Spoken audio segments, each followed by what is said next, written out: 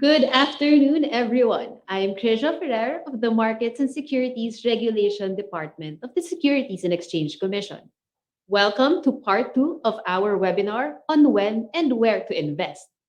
Kahapon ay natutunan natin kung paano mag-invest sa treasury bills, treasury bonds, mutual funds, stocks, at real estate investment trusts.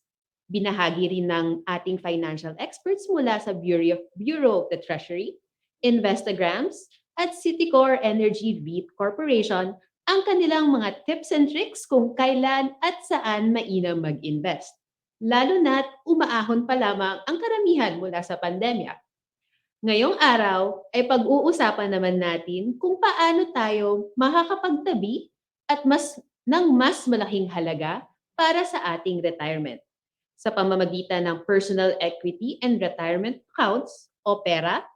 Sasamahan din tayo ng PAG-IBIG Fund para naman magabayan tayo sa pagbuno ng mas malaking savings sa pamamagitan ng kanilang MP2 savings. This webinar is brought to you by the Securities and Exchange Commission together with our partners from the SEC Campaign Network. Pagpapatuloy ito ng ating selebrasyon ng World Investor Week 2022 na pinangungunahan ng International Organization of Securities Commissions o IOSCO. The IOSCO organizes the World Investor Week to raise awareness of the importance of investor education and protection.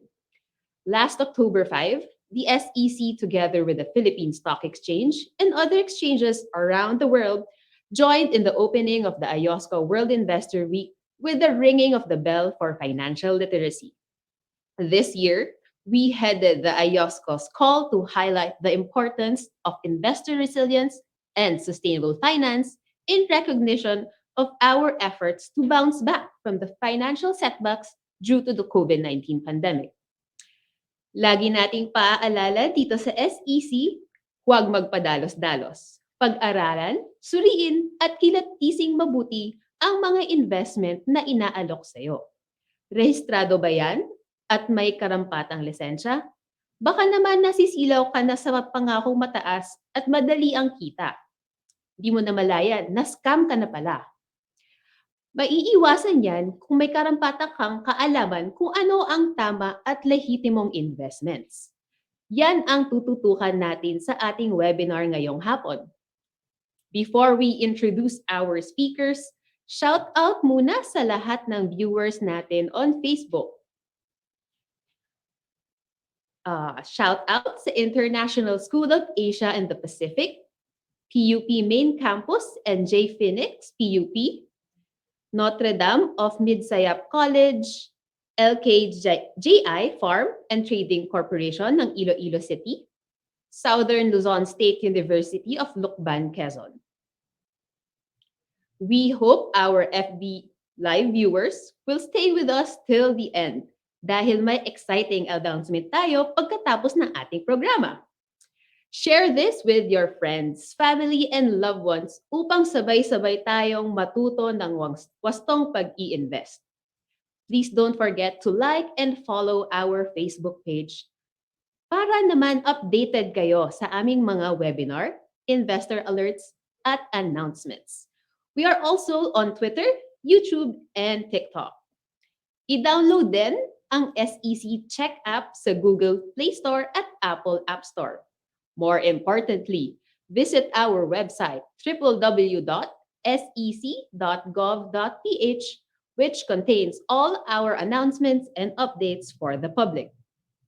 In the meantime, stay with us here on Facebook as we bring you more tips and tricks on how and on when and where to invest.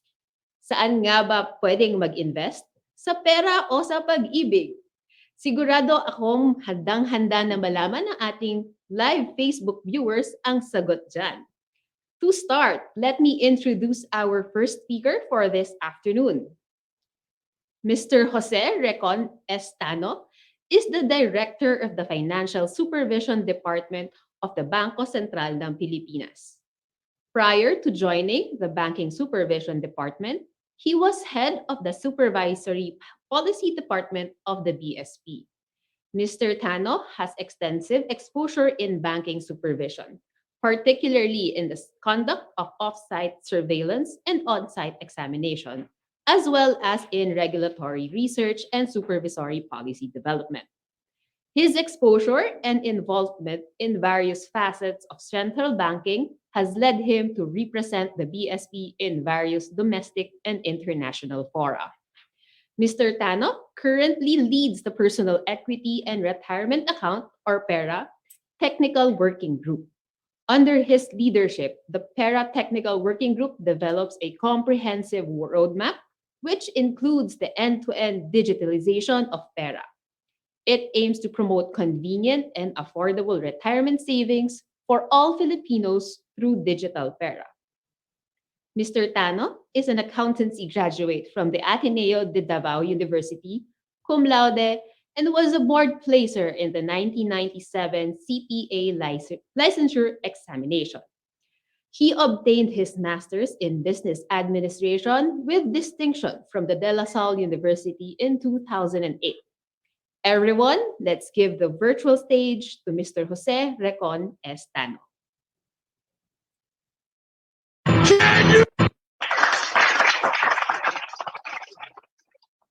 Magandang hapon po sa inyong lahat. This afternoon, I will be talking about investment for retirement. Maaring some of you may ask, retirement? Matagal pa yan. YOLO, di ba?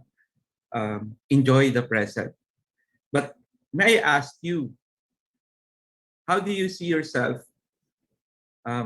after retirement? Will you be the senior citizens in the picture, enjoying your time with your family, traveling, or maybe having a fun time with your grandchildren? Or the idea of still working after retirement cross your mind because you don't have enough savings left? I hope that most of you will be able to relate to the happier side of retirement. And sadly, marami pong mga Pilipino are unprepared for their retirement. In fact, one study shows that 90% of Filipinos are worried that after the retirement, they have almost nothing in their pocket. And another study showed that Filipino investors only have personal income equivalent to 3.6 months set aside for retirement. Ito yung pinakamababa sa Asia with an average of 2 to 3 years. Another statistics would show na karamihan sa mga Filipino households, majority of yung holdings nila are in the form of bank deposits. Yung investment for pension or life insurance is less than 5%. And this is observed especially among developing economies like us. If you compare it, for example, to Singapore, majority of the Singaporeans are investing for the long term, including for their retirement. And this reflects somehow to a large extent the low awareness among Filipinos on the need for old age provision. Bakit ba kailangan nating magtabi for our retirement? Savings for retirement is important to make up for the likely gap in pension income. Anong ibig sabihin nito? Based on the latest data from the Philippine Statistics Authority, the average monthly pension for SSS pensioner is 4,984. That's around less than that's less than 5,000 pesos per month. For GSIS pensioners, that's 13,379. Most likely, hindi po ito sapat, especially kung minsan nagkakatanda na lumalabas ang mga sakit. And another important statistic is only 2 out of 10 Filipino senior citizens receive pension through SSS or GSIS. That's 20%. And this means na 80% ng mga Filipino senior citizen are not entitled to GSIS or SSS pension. And this highlights the need for private retirement savings. And the faster way to accumulate retirement savings is through PERA.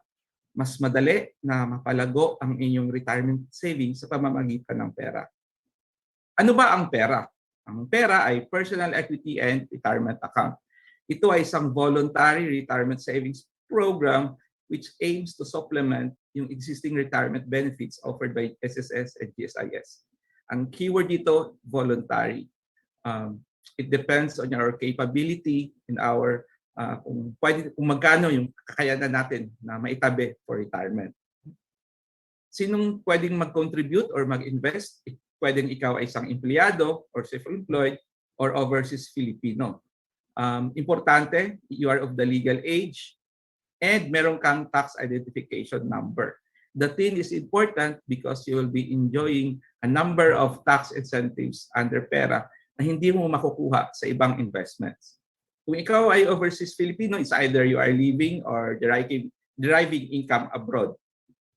Or the spouse, yung asawa or yung anak, pwedeng magbukas ng pera para sa overseas Filipino. Pagkano yung annual contribution limit? So from January to December, the maximum annual contribution for a single contributor is 100,000 pesos. Kung ikaw ay para sa mag-asawa, the husband and the wife can invest 100,000 pesos each. Dinoble ito. Kung ikaw ay overseas Filipino, 200,000 pesos. Hindi kailangang one time mag-contribute ka ng 100,000 pesos. Again, voluntary siya, so may flexibility ka. Pwedeng every sweldo mo, every kinsena kung sweldo mo, meron kang itatabi for pera investment. Or, halimbawa, may na-receive ka na bonus, pwedeng kalahati ba ng bonus, itatabi mo for retirement. Nasa inyo po iyon kung ano yung kakayahan nyo maitabi for investment. Kung mayroong maximum, mayroon bang minimum? Sa batas, wala pong minimum contribution limit. But sa ngayon, yung available na pera investment products, the minimum contribution is 1,000 pesos. So, affordable na po yon at 1,000 pesos. Sinong kausapin?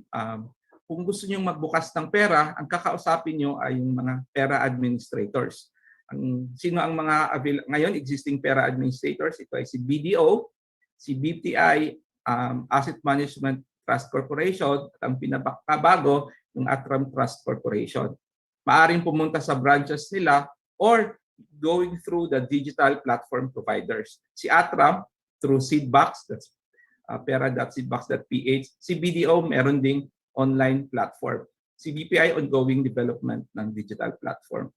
Yung product providers, sila yung mga fund managers. Kumbaga yung pera na marireceive nyo, yun sila ang magmamanage doon. Currently, they are in the form of UITFs. There are 17 accredited pera UITFs. Hindi nyo kailangan kausapin bawat product providers or custodian. Ang kausapin nyo is the administrator. It's either through their branches or through the digital platform.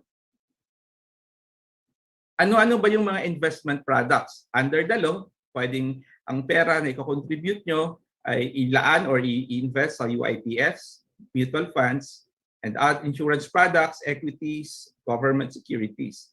Sa ngayon, ang accredited or available are UITFs.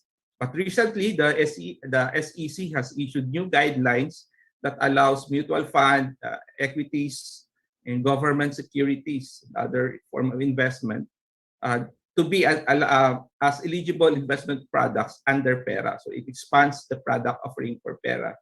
But currently, the product providers are in UITFs. To give you an idea, ano ba ang UITF? A UITF is a pooled fund. It is, or meron tinatawag na collective investment scheme. Kumbaga, halimbawa tayo, individual investors, yung mga pera natin, it will be pooled together by the fund manager. In PERA context, these are the PERA product providers. And these funds are invested either in government securities, either in deposits in banks, or equities, yung shares of stocks na naka-listed sa Philippine Stock Exchange, or in corporate funds. And then, ang fund na to kikita. So, paano ka ba mag-invest?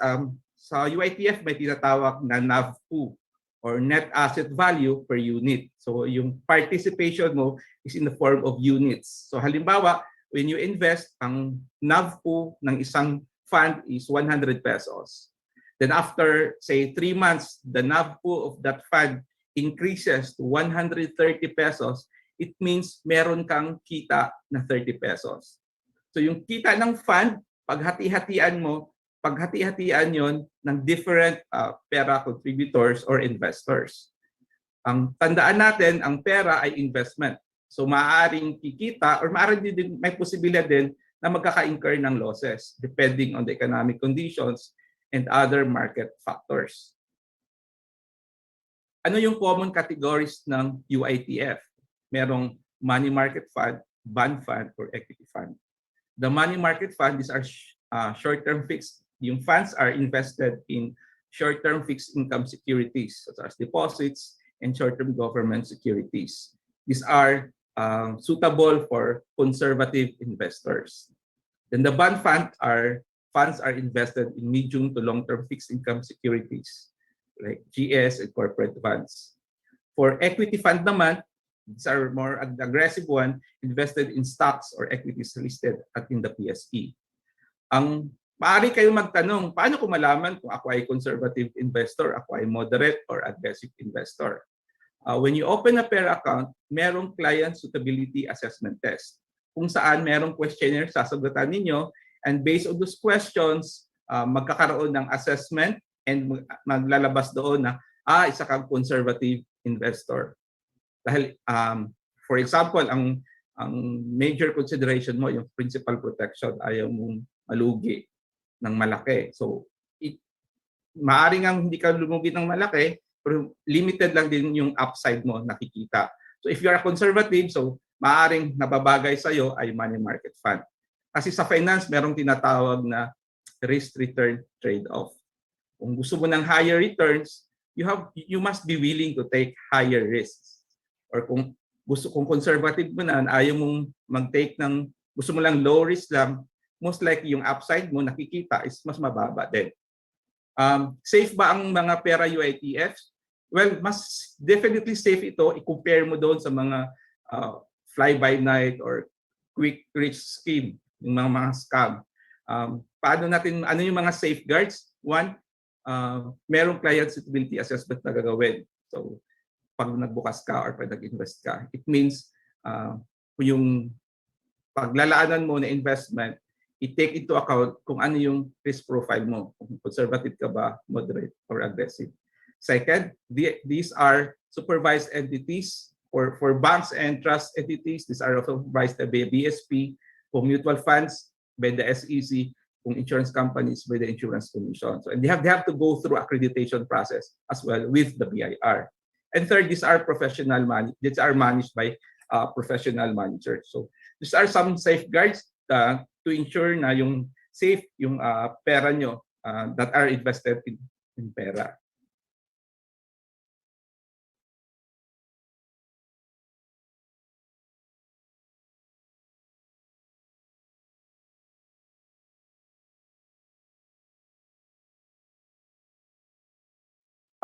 Tax-free earnings from investment. Halimbawa, pag nag-deposit ka sa bangko, meron yung interest income, di ba?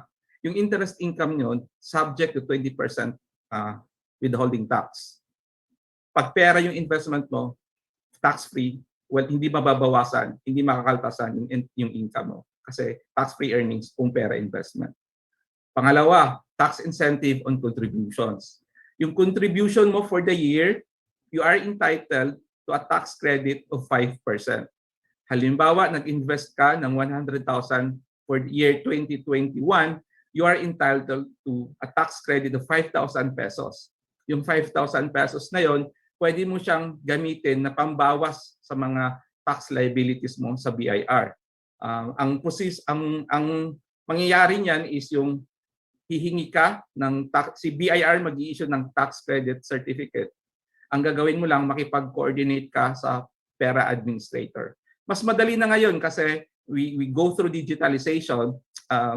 You can ask for the electronic tax credit certificate, a copy in PDF. The pera administrator can email you a PDF copy of that tax credit certificate. Yung TCC na yon, yun ang ibibigay mo sa HR ba or sa payroll department ng company mo, kung empleyado ka, para ibawas doon sa withholding taxes mo for your salary. So malaking bagay na rin yun. Kung isipin mo, meron ka na kaagad head start na 5% income on your annual contribution.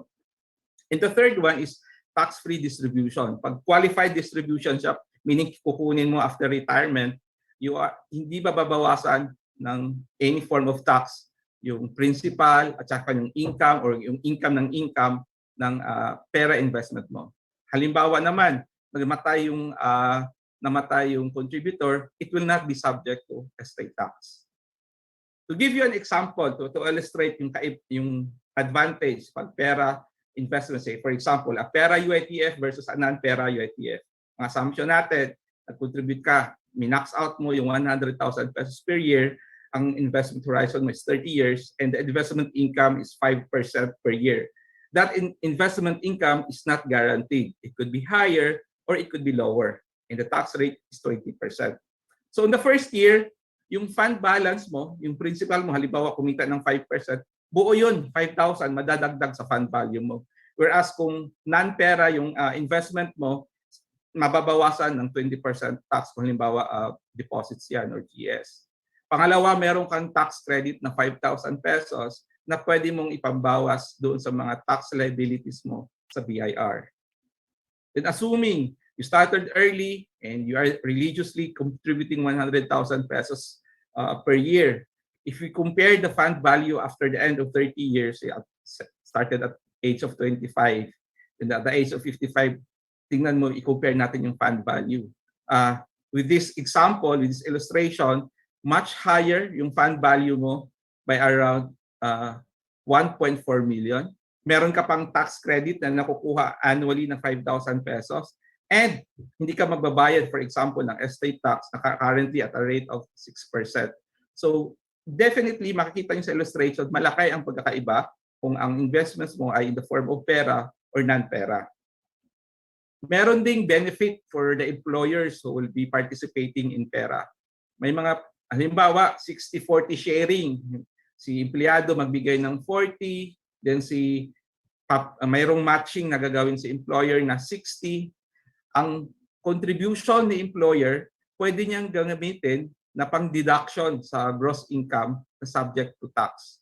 Hindi yun subject to any friends benefit tax or withholding taxes. So may benefit din si employer na mag-participate sa pera. And then si employee, entitled siya sa 5% tax credit. Ito po yung example ng tax credit certificate. Ito yung ibibigay, i-issue ni BIR na makukuha nyo with the pera administrator. Either pupuntahan nyo sa office or i-request nyo sila, i-email sa inyo yung PDF copy ng TCC.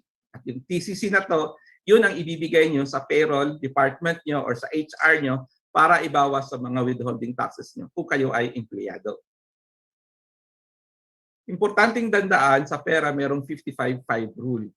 Ang ibig sabihin nito, lahat ng mga binanggit ko na tax incentives, mai-enjoy nyo yon provided that you comply with the 55-5 rule. Ang ibig sabihin nun, you will withdraw your contributions at the age of at least 55 years old and you made contribution for at least 5 years. Bakit ba 55 years old? Bakit merong ganung rule? Kasi nga, pera is intended for your retirement.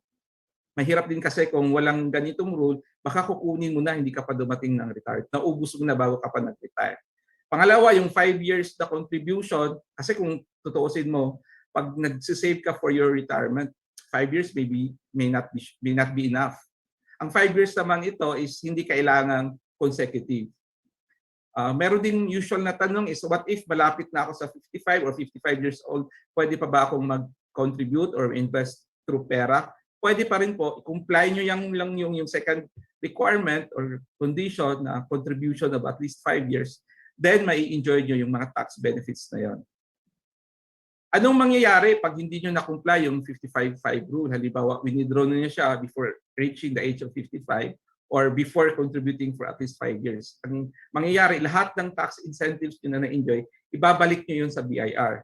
So kung nag-claim ka ng tax credit, yung lahat ng tax credit na na-claim mo, ibabalik mo yon. And then yung tax-free income, yung tax na hindi binawas sa in your income of that investment, ibabalik din yun sa BIR. So yun yung masasubject ka sa early withdrawal penalty.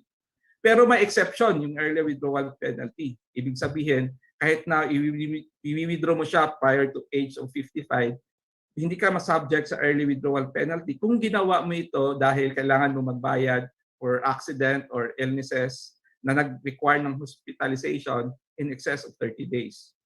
Or nagkaroon ng permanent disability or death yung contributor. Yung paglipat din ng pera assets from one administrator to another, hindi po siya subject to early withdrawal penalties provided you do it within 15 days. Anong bago sa pera? Ang pera ngayon, digital na. Ibig sabihin, hindi mo kailangan lumabas ng bahay para magbukas ng pera. This is very important, especially for example, our mga kababayan na sa labas ng bansa. Pwede kayong magbukas ng pera through your cellphone or your laptops using the digital pera platforms. Paano magbukas? Simply open, invest, monitor. Pag nagbukas ka, you go through that KYC, you know your customer. Hihingi sa inyo na, ang basic na hihingin sa inyo, one government ID at saka yung tax identification number. Not necessarily the card, but it's importante yung number.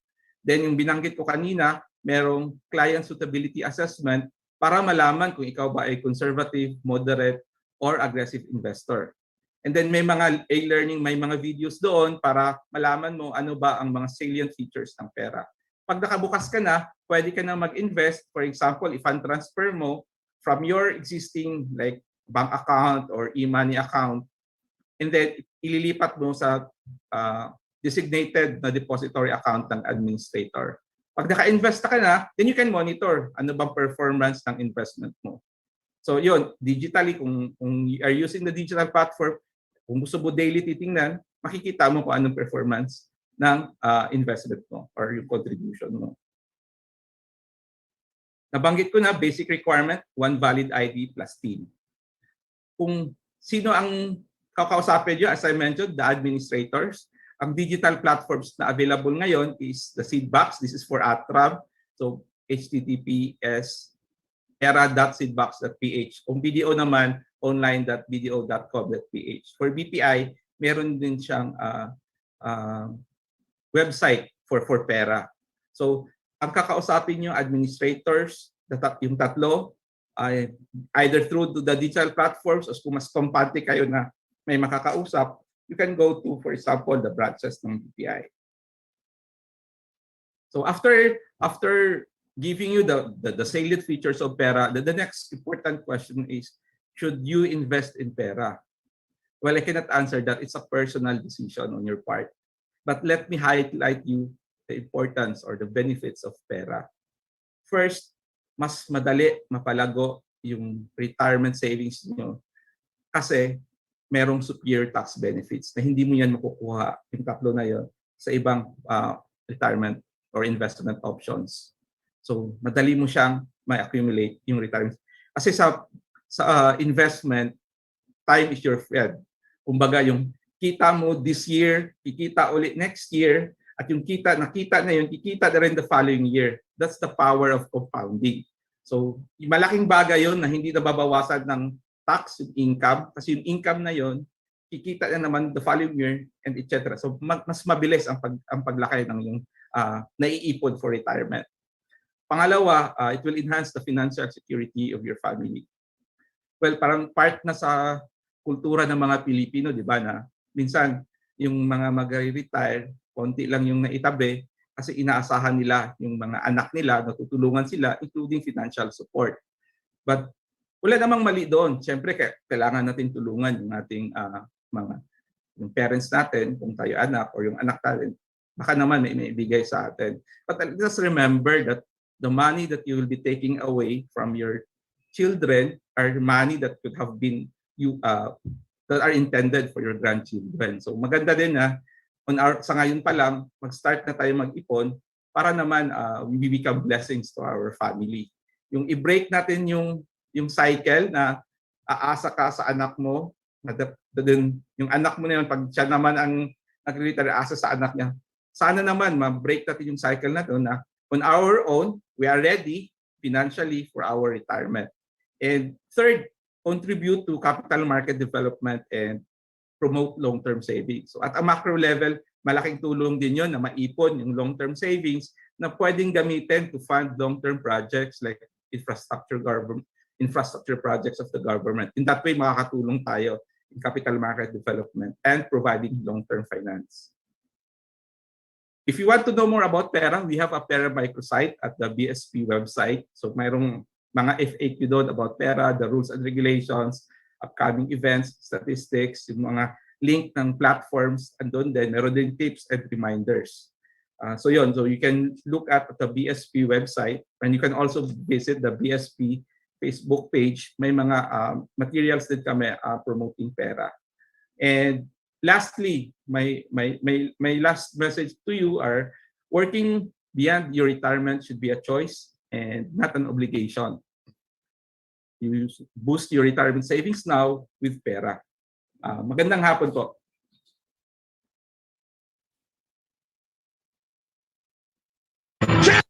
Thank you, Mr. Tano, for that informative presentation on how Filipinos can tap the pera for their retirement funds. Para sa ating susunod na speaker, narito si Mr. Florencio Pedro O. Galang Jr. ng PAG-IBIG. Mr. Florencio Pedro O. Galang Jr., or Len Galang, is currently the Department Manager, Area Head of the PAG-IBIG NCR South Makati Central Business District. He started with PAG-IBIG Fund in 1987 as a records clerk. In 1994, he was promoted to Corporate Executive Officer for the Office of the Senior Vice President for Operations. His career continued to grow as he joined the Home Lending Operations as Manager of the Servicing Department and Loans Evaluation Department in 2006 and 2011, respectively. From 2012 to 2018, Mr. Galang led the Public and Media Affairs Department before transferring to OWG Task Force in 2019 up to April 2021. Mr. Galang is a graduate of the Political Science at the De La Salle University and finished his master's degree on Development Management and Governance at the University of Makati. Please take it away, Mr. Galang. Hello and good afternoon to everyone. First of all, let me thank the Securities and Exchange Commission, particularly si Chairperson Emiliano Aquino, for having us here. No? Alam niyo po, napakagandang timing nitong inyong webinar because as we all know, yung pong dollar is there's somehow a weakening of the peso. And then fuel prices is already increasing. And then, of course, yung ating pong inflation rate, tumataas din po. So it's really good that we have this webinar so that yung ating pong mga kababayan at potential investors would know kung saan po sila pwedeng mag-invest at para matulungan sila na yung power ng kanilang peso o yung purchasing power nila ay masustain, no? Kahit magkaroon ng inflation. And of course, at pagkaroon pa ng mas malaking impact para sa kanilang mga long-term goals or medium-term goals. So with that, I hope ready na po tayo for usapang pag-ibig. Ano? Okay, so let me start with, let's talk about MP2, yung Pag-IBIG Funds Modified Pag-IBIG 2 Program.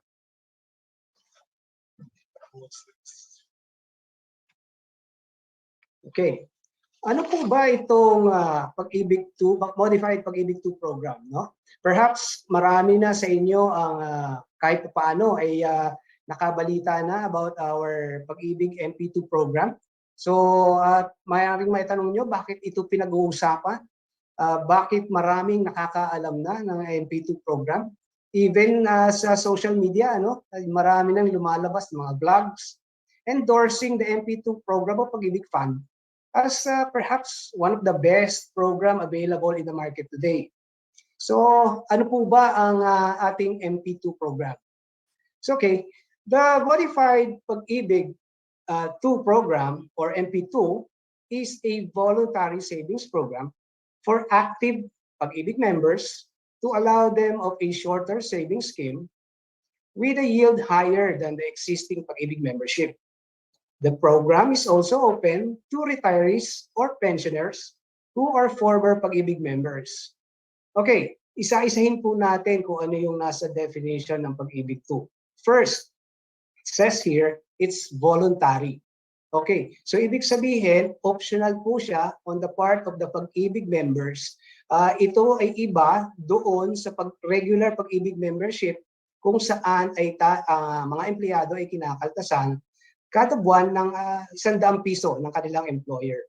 So ito ay over and above the mandatory savings of PAG-IBIG Fund. Next, ang sabi dito, active PAG-IBIG members. Sino po ba yung mga active PAG-IBIG members na maaaring mag-save under MP2 programs? Sila po yung mga members ng PAG-IBIG na mayroong at least one monthly savings or contribution for the last 6 months prior sila mag-register as PAG-IBIG member. Now, maaaring maitanong ninyo na paano yon kung halimbawa ako'y dating PAG-IBIG member pero hindi na ako nagko-contribute right now.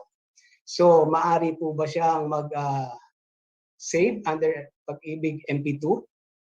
Pwede po. All they have to do is reactivate their membership, and upon remittance of at least a month or 3, ay maaari na po silang mag-register under PAG-IBIG 2.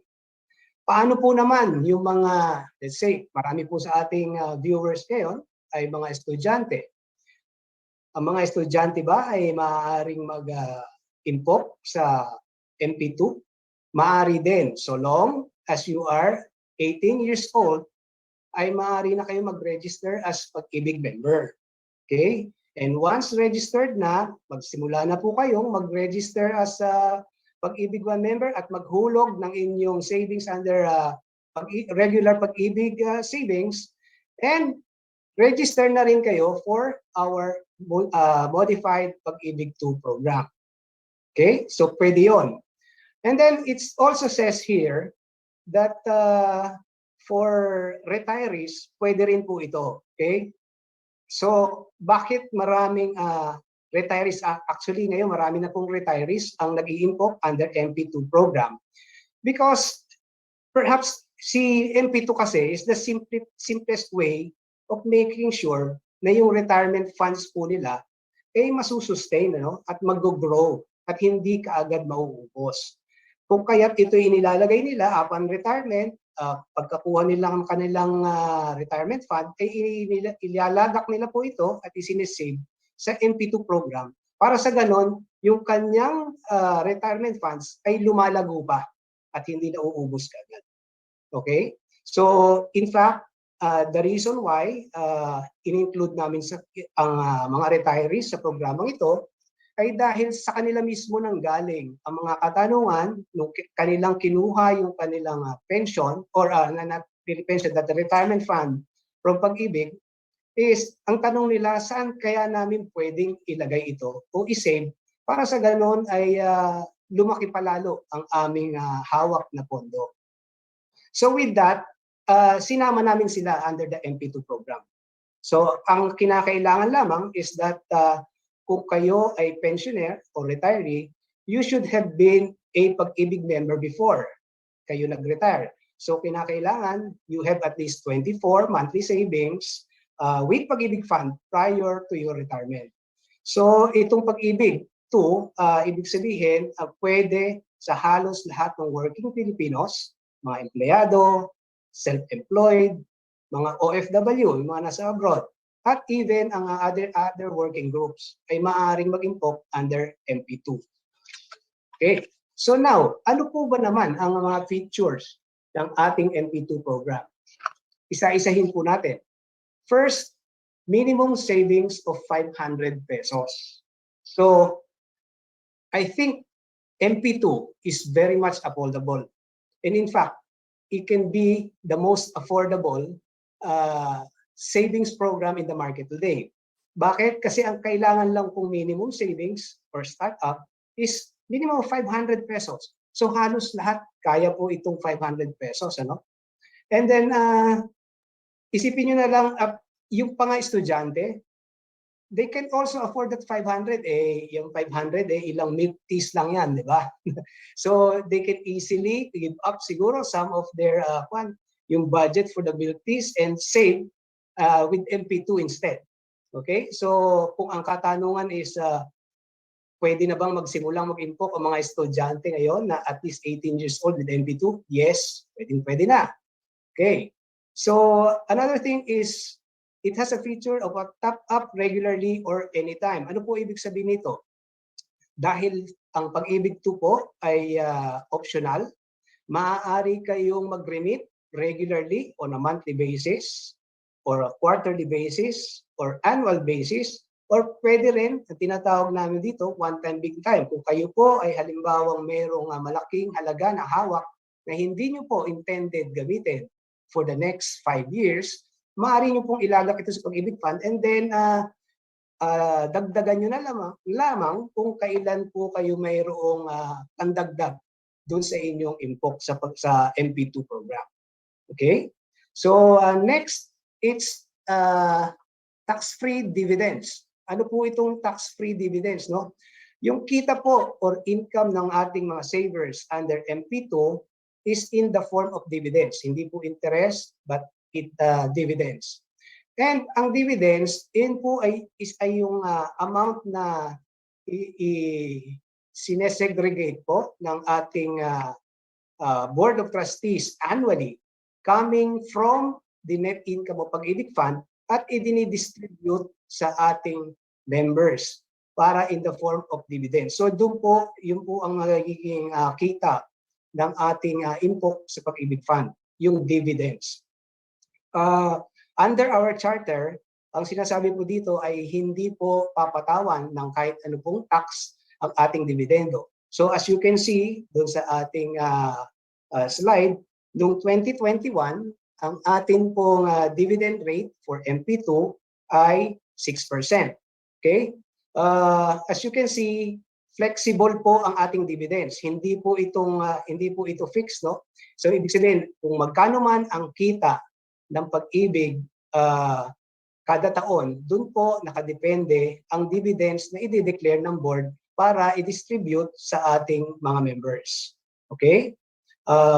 For the last 3 years, in fact, ang average na dividend rate that Pag-IBIG has declared is 6.45%. Okay? So next is that may option po na ang ating dividends may be compounded or annual payout. Ibig sabihin po nito, yung pong inyong inimpok, let's say kailangan nyo po on a yearly basis na makuha ang inyong dividends, maaari po ninyong gawing option yan. Or just let your savings and the dividend compound annually. Okay? So maaaring pagkahulog nyo ngayon, yung inyong dividendo ay hindi nyo kukunin taon-taon at hayaan lang kumita rin siya ng dividendo for the prospective years at kunin nyo na lang lahat, principal and dividends compounded after the 5-year term. So next is it has a 5-year maturity period. So this is much shorter than the regular Pag-IBIG program.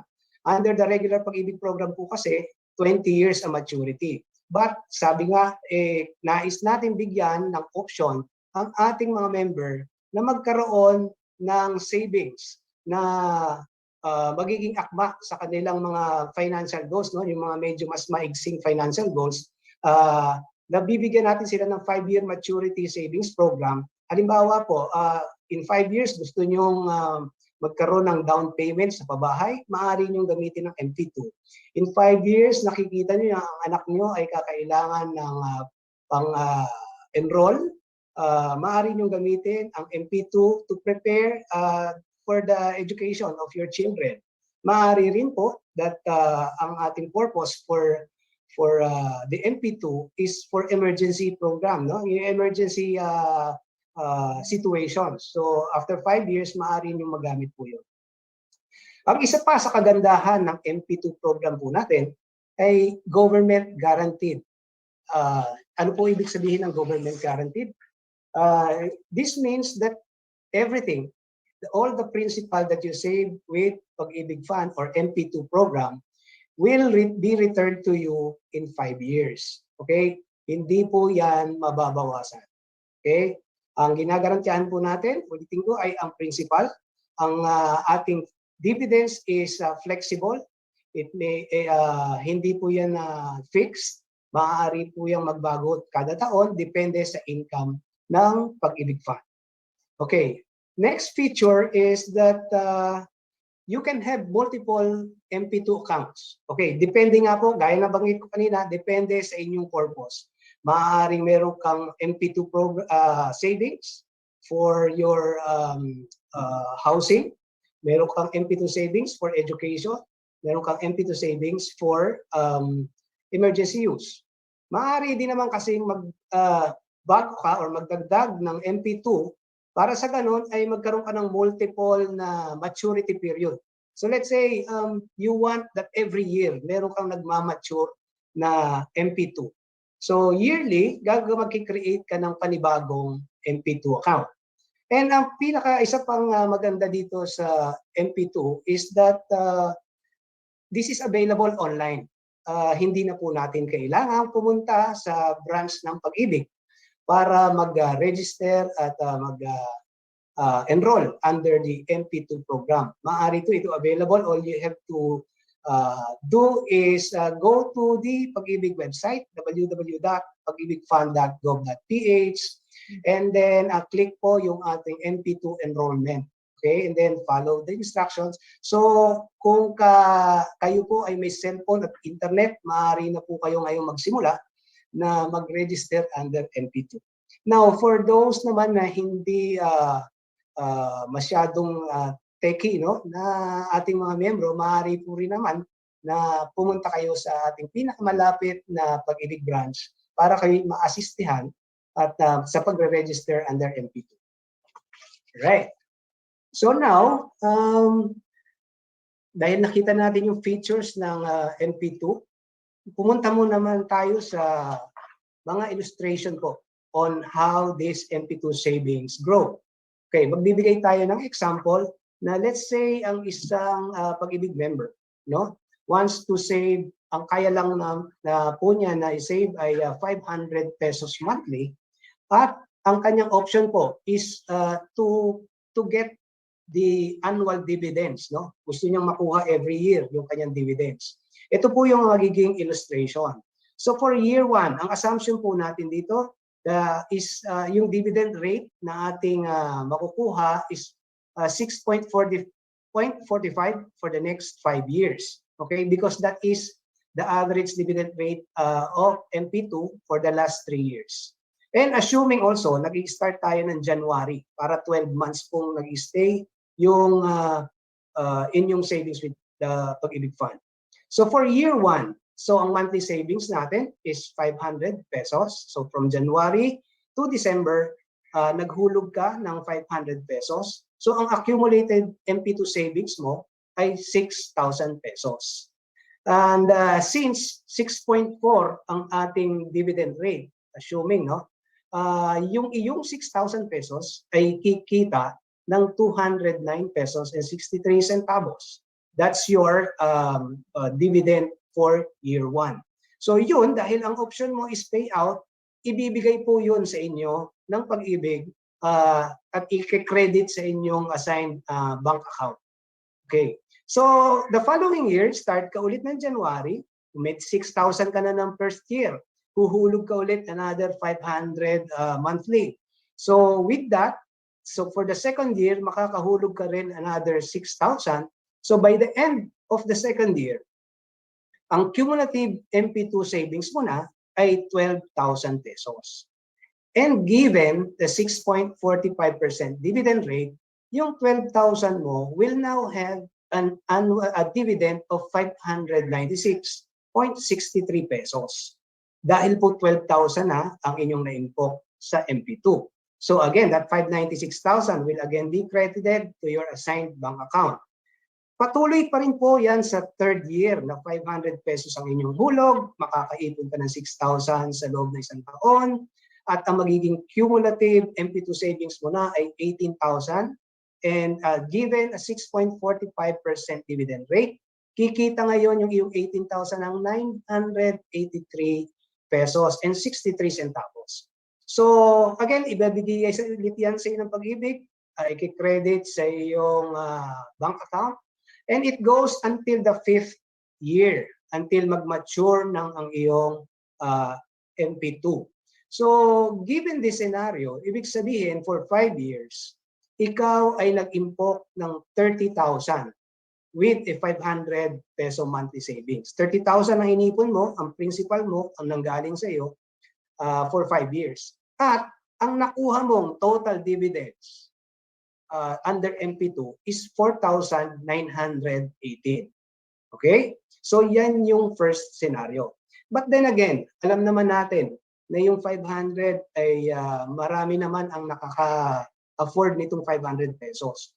So tignan naman natin, what if, Mr. Galang, ako gusto ko, sabihin natin 1,000 pesos ang kaya kong ipunin kada taon, kada buwan, hanggang 5 years. So ito naman po yung ating scenario.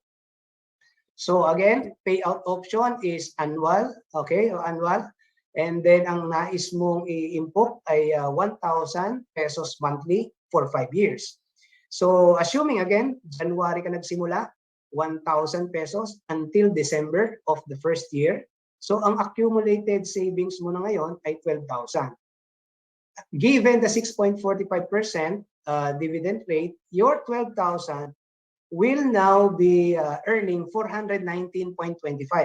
Ulitin ko 419.25 tax-free. Hindi po yan babawasan ng any kind of tax. Buong buo yan, i-credit sa inyong bank account. Year 2, dinagdagan mo ang iyong savings regularly, 1,000 per month. So total by the end of year 2 is 24,000 na po ang inyong impok. At yung 24,000 na yon ay kikita na naman ng 1,193.25 pesos tax-free.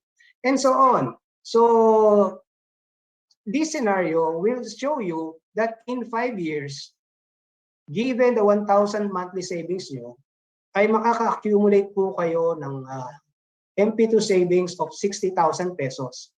And with that 60,000 pesos, ang total dividendo na nakuha nyo ay 9,826.25 pesos. So yun yung inyong kinita in the form of dividends. Kanina sinabi ko po, yaan yung mga regularly nagre-remit sa PAG-IBIG. But then I also mentioned, pwede naman kung kayo ay may malaking halaga na hawak sa ngayon, maaari niyong ilagay sa PAG-IBIG fund at let it just grow.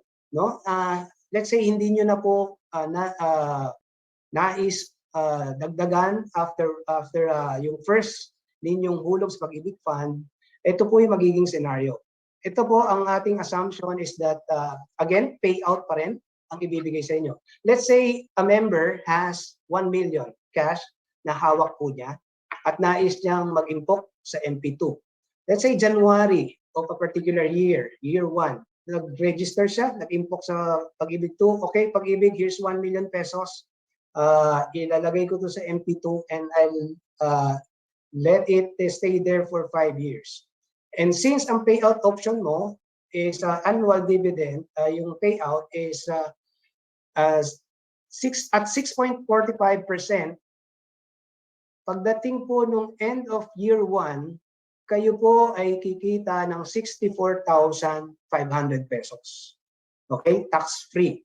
Ito po ulit ay i-credit sa inyong bank account.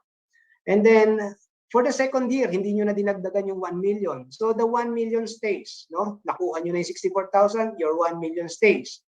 So, given the same dividend rate, another 64,500 will be given to you after the second year. Okay? Tax-free ulit. So, and so on and so forth. Third year, ganun din. You'll be given 64,500. Another 64,500 on the fourth year. Until the fifth year, another 64,500. So, upon maturity, ibabalik na ni PAG-IBIG sa inyo yung inyong savings of 1 million. Okay? So, buong buo po yan. Ibabalik ni PAG-IBIG 1 million. Walang kaltas po yan. And in 5 years, kung susumahin, ang total po na nakuha nyo na dividendo or kinita ng inyong 1 million pesos is 322,500. Given, again, the 6.5% dividend rate. Okay? So, yan po ang senaryo kapag annual dividend payout ang option ni member.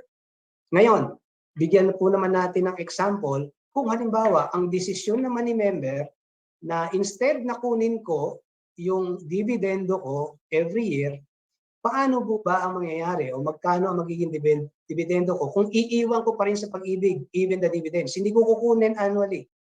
Iiwan ko lang siya until ma-reach yung maturity of 5 years. Ito po yung scenario natin. Okay. We'll give the same scenario of 500 pesos monthly savings, no? But this time, ang naiba lang, you let the dividends stay sa pag-ibig. Hindi mo kukunan yearly. You let it grow with your principal. So for year 1, 500 pesos January to December. So ang total MP2 na sinave mo is 6,000 pesos.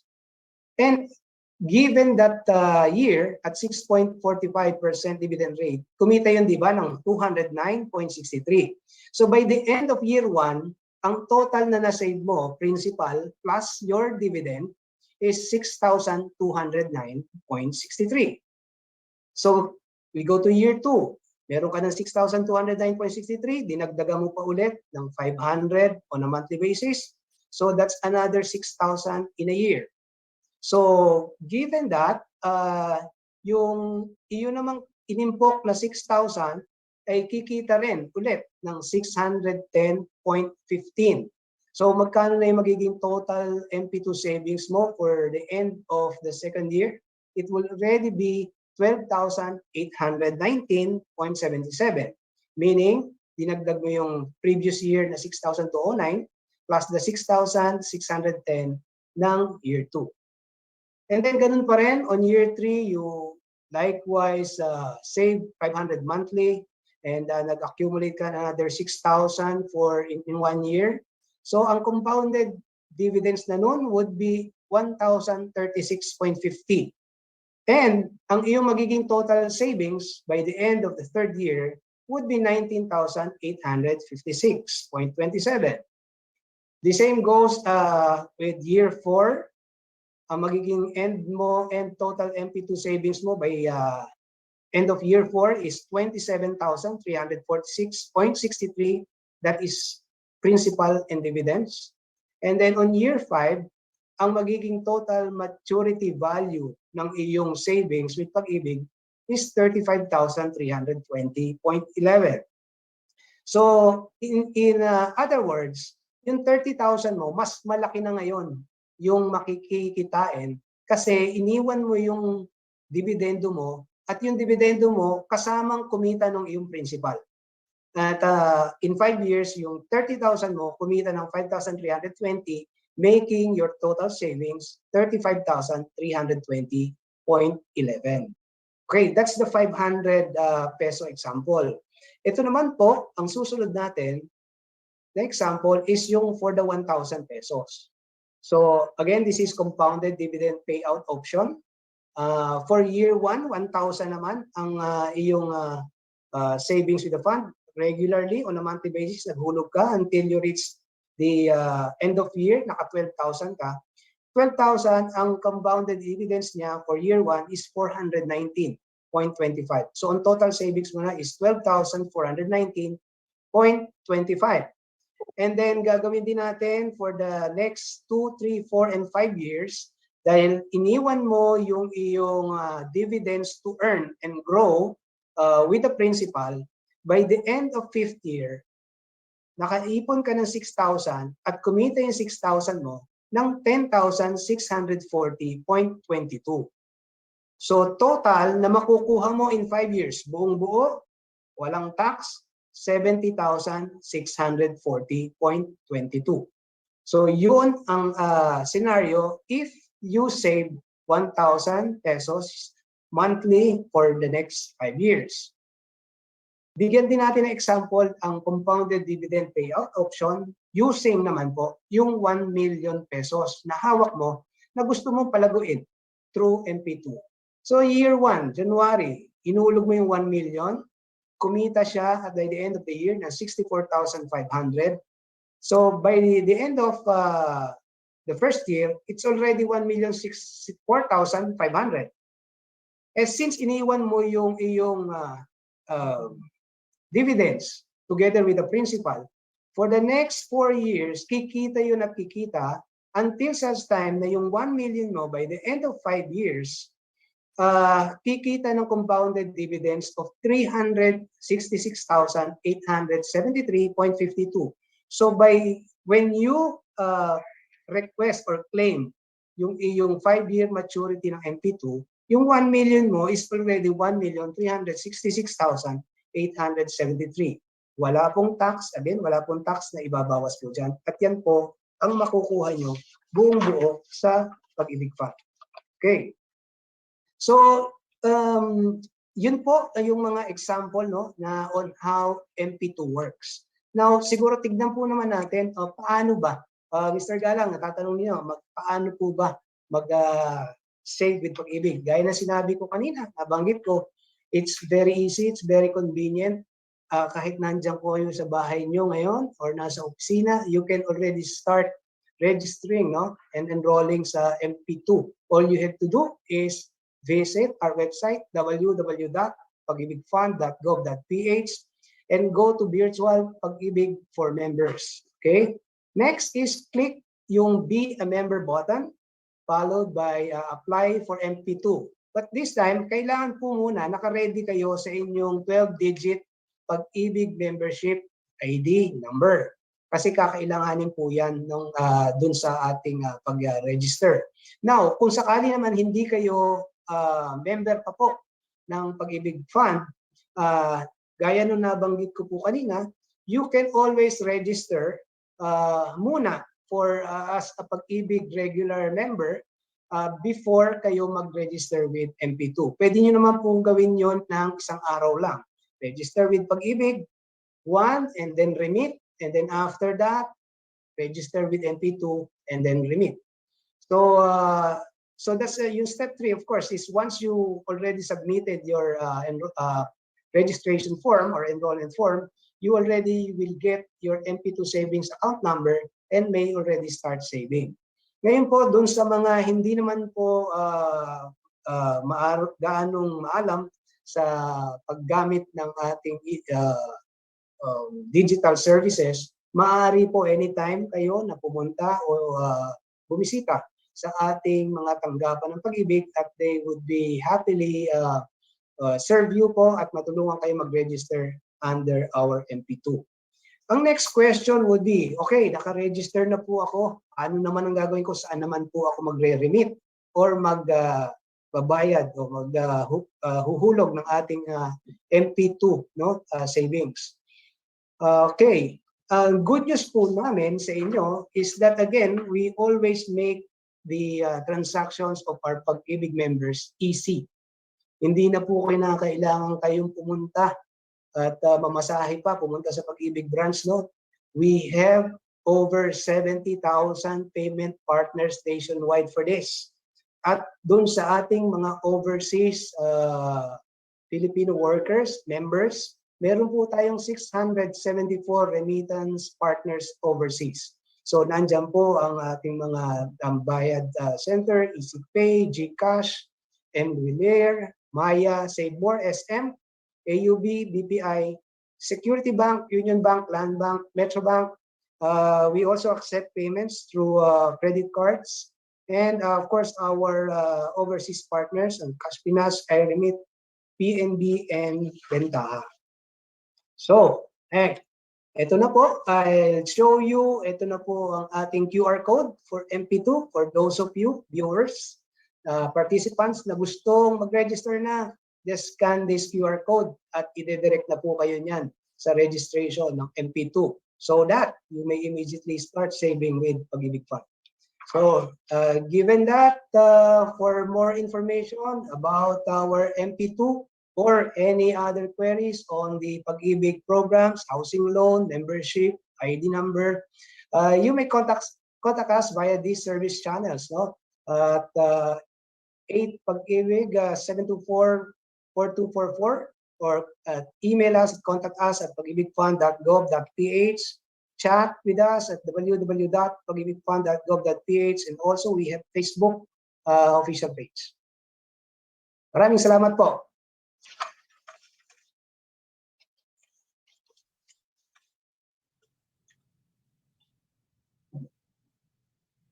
Thank you for that excellent presentation, Mr. Galang.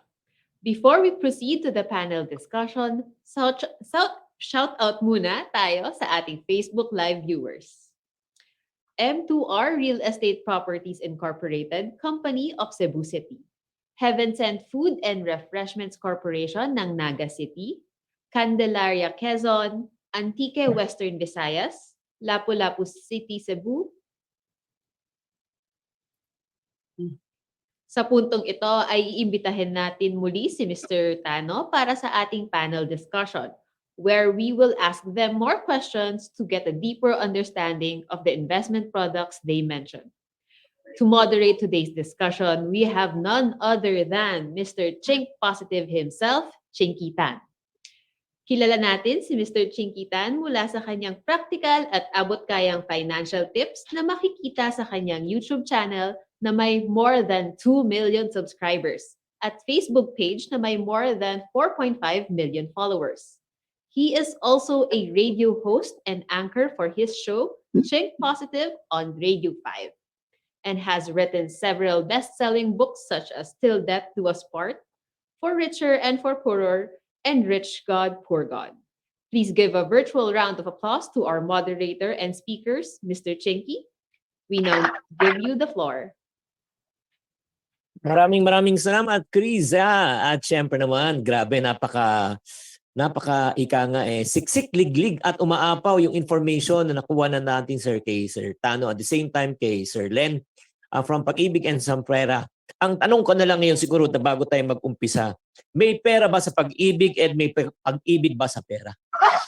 Yan ang unang katanungan. Sige, umpisa natin, Sir Tano. No? Talagang naglalagablab yung mga question dito, no? Regarding sa pera. Umpisa muna natin. How soon can anyone invest sa yung pera? O pwede ba yan sa estudyante? Thank you, Chinkee, for that question. Ang requirement lang is you are 18 years old. So kung estudyante ka, nasa 18 years old, pwede kang magbukas ng pera account. Importante din na meron kang tax identification number para ma-enjoy mo yung mga tax benefits under pera. So walang kailangan na membership, di ba? Hindi kailangan na membership, tama? Hindi po kailangan maging membro na sa pera. Ang importante meron kang isang government ID for identification purposes. Ito naman ay Sir Len naman sa kabilang side naman, di ba?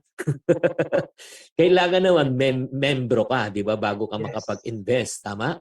That's right, Sir Chinkee, no? But then again, given the nature ng pag-ibig, no? May-ari naman kami tumanggap ng non-members para mag-register as voluntary member ng Pag-IBIG Fund. So hindi lang covered dito yung mga mandatory covered by the law na mga workers, no? Hindi lang siya limited to that. One may always be a member of Pag-IBIG Fund as a voluntary member kung hindi siya mandatorily covered. So minimum magkano ang dapat na bayaran on a membership fee para on a monthly basis?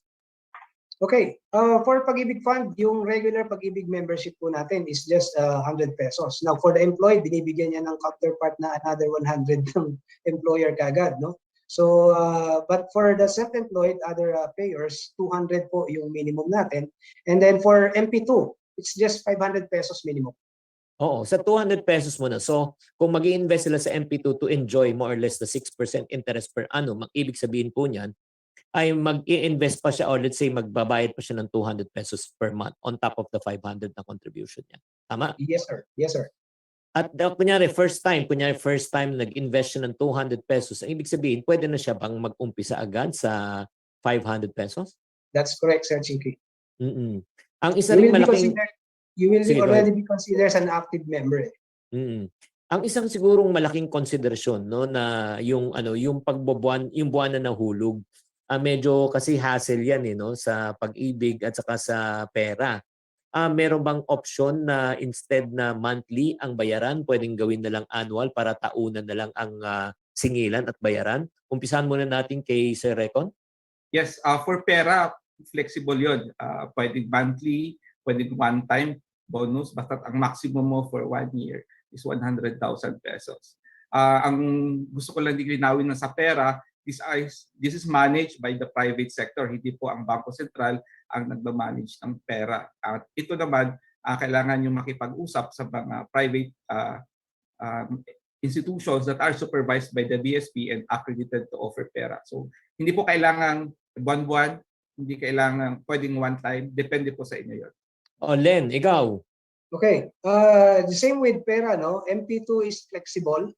You may contribute regularly on a monthly basis. Pwede ring option, quarterly or annually. Pwede ring one time and let it mature na for 5 years. Or pwede rin naman, bawa ngayon, hulog ka sa Pag-IBIG fund, or top up mo na lang siya anytime na meron kang pangdagdag na hulog doon. So Okay. hindi siya kailangan na regular monthly.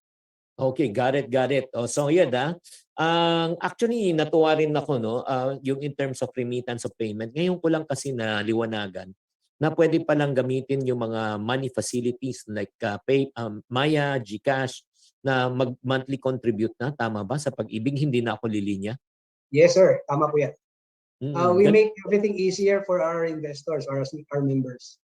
Yun medyo ngayon ko lang nalaman yan. Kasi kaya nga maraming medyo nadi-discourage din magbayad kasi nga kailangan pang pumila. Imagine mo, yung siguro yung oras at saka yung pamasahe lang kukulangin na. Ganun din ba sa pera? Pwede rin online ang pagbayad? Yes, pwede rin online yung investment either through PesoNet or sa Pay na banggit nyo po. Kung ano mang merong account kayo ngayon, either nasa GCash or PayMaya or bank account, i-deposit yan or i-fund transfer nyo lang doon sa depository bank ng administrator. Yun yung sa pera.seedbox.ph. Okay, mga Digital friend. na rin po. Yes, mga friend, maraming salamat sa kasagutan na yan. Mga friendship pwede na kayo magpadala ng mga inyong mga mensahe at babasahin na po natin. Umpisahan muna natin to parang ito yung mga tanong, no? Anong mas maganda, pera o sa Pag-IBIG? Sabi ni Binuel John Lim. Oh, yeah. Oh, yun na. Sinong sasagot nito? Ano sa palagay nyo ang mas ano nakikita nyo difference? Oo. Sige, sino una sasagot?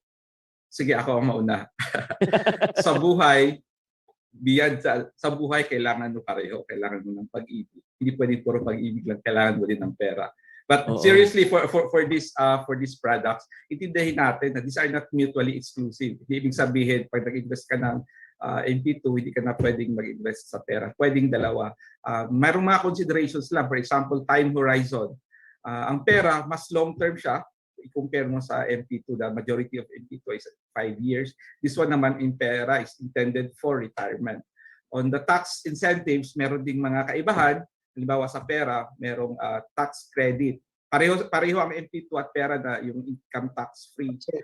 But merong additional lang na tax credit for pera. So yun, may mga depende po sa una, yung investment objective, importante yun Ano ba ang purpose mo? Ba't ka nag-i-invest? And dahil magkaiba ang time horizon, pwede rin namang meron kang pareho.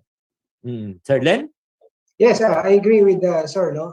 That halos pareho, but then there are just differences in the purpose, no? Yan like sa kanila, more on the retirement.